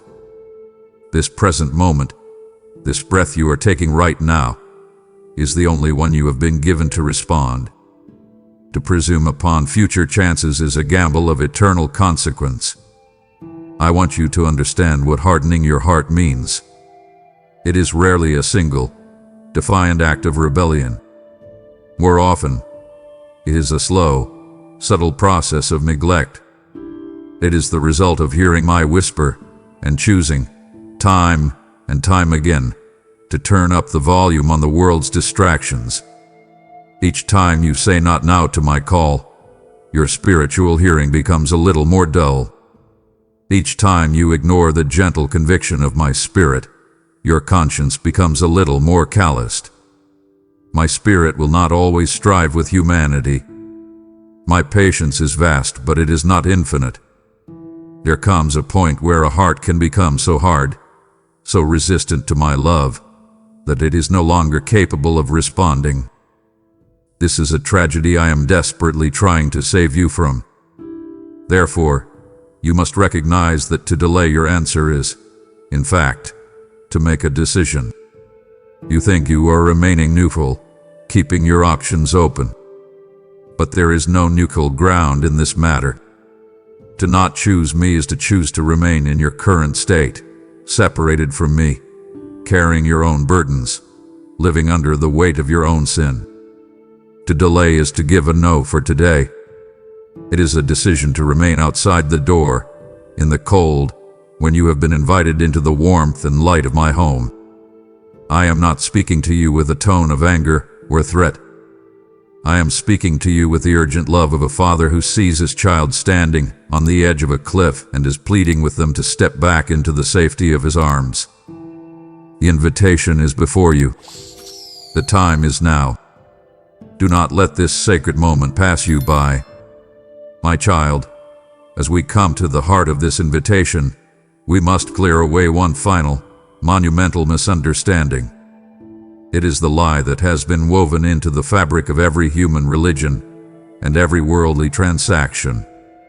It is the lie of obligation. You have been trained to believe that nothing is free. You work or you get paid. You perform well, you get approval. You obey the rules, you avoid punishment.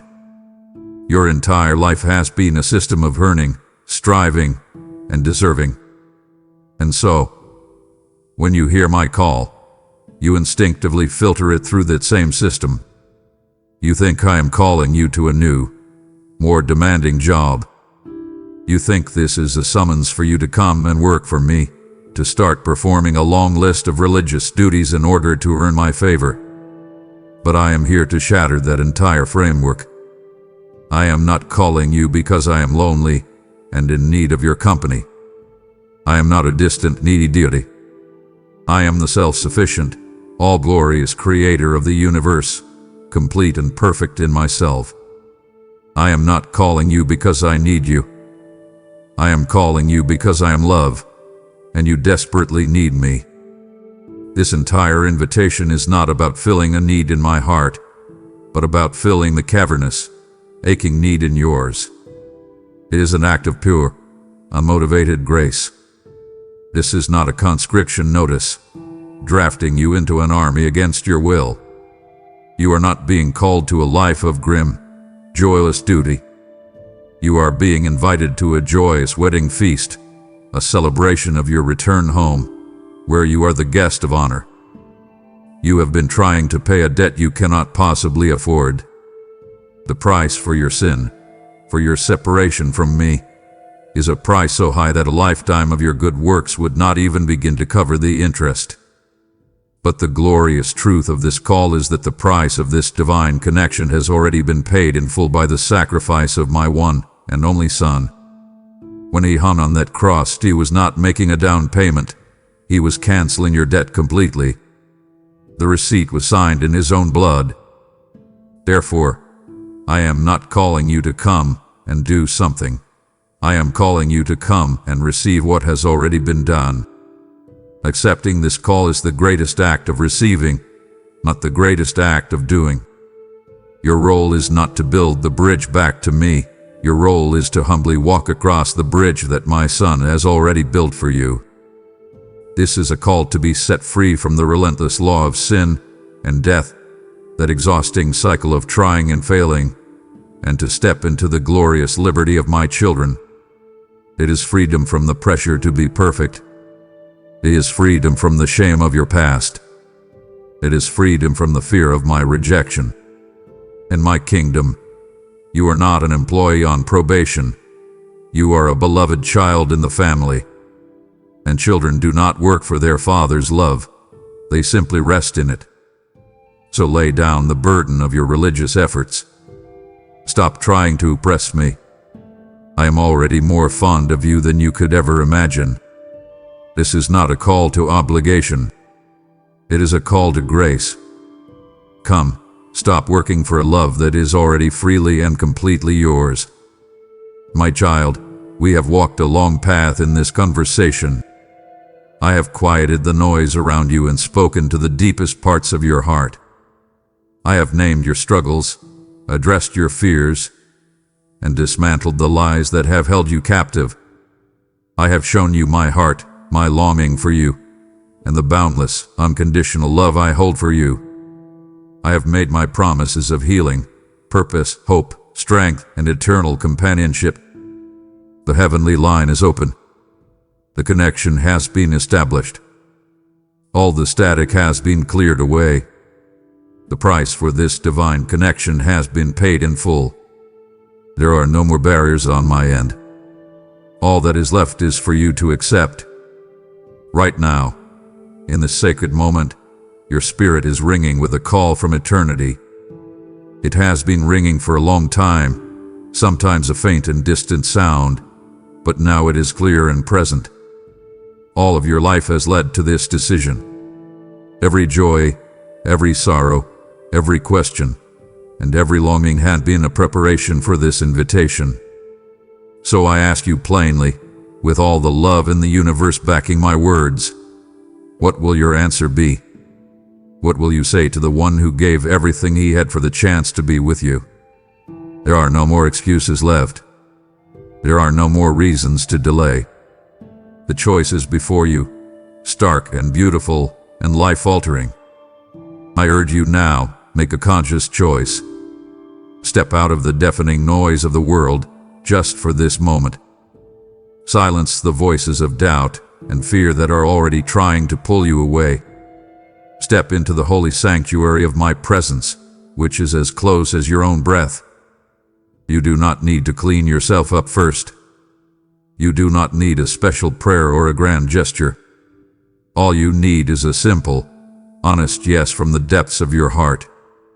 A yes to my love. A yes to my forgiveness. A yes to coming home. Accept the call now and begin the most important and life-changing conversation you will ever have. This is your personal invitation to eternal life, to an unbreakable relationship with the God who knows you and adores you. It is your invitation to finally stop being an orphan and to take your rightful place as a child of the King.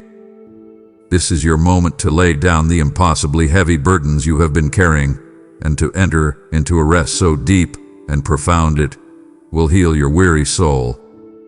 The journey will not always be easy, but I promise you, from this moment forward, you will never, ever walk it alone.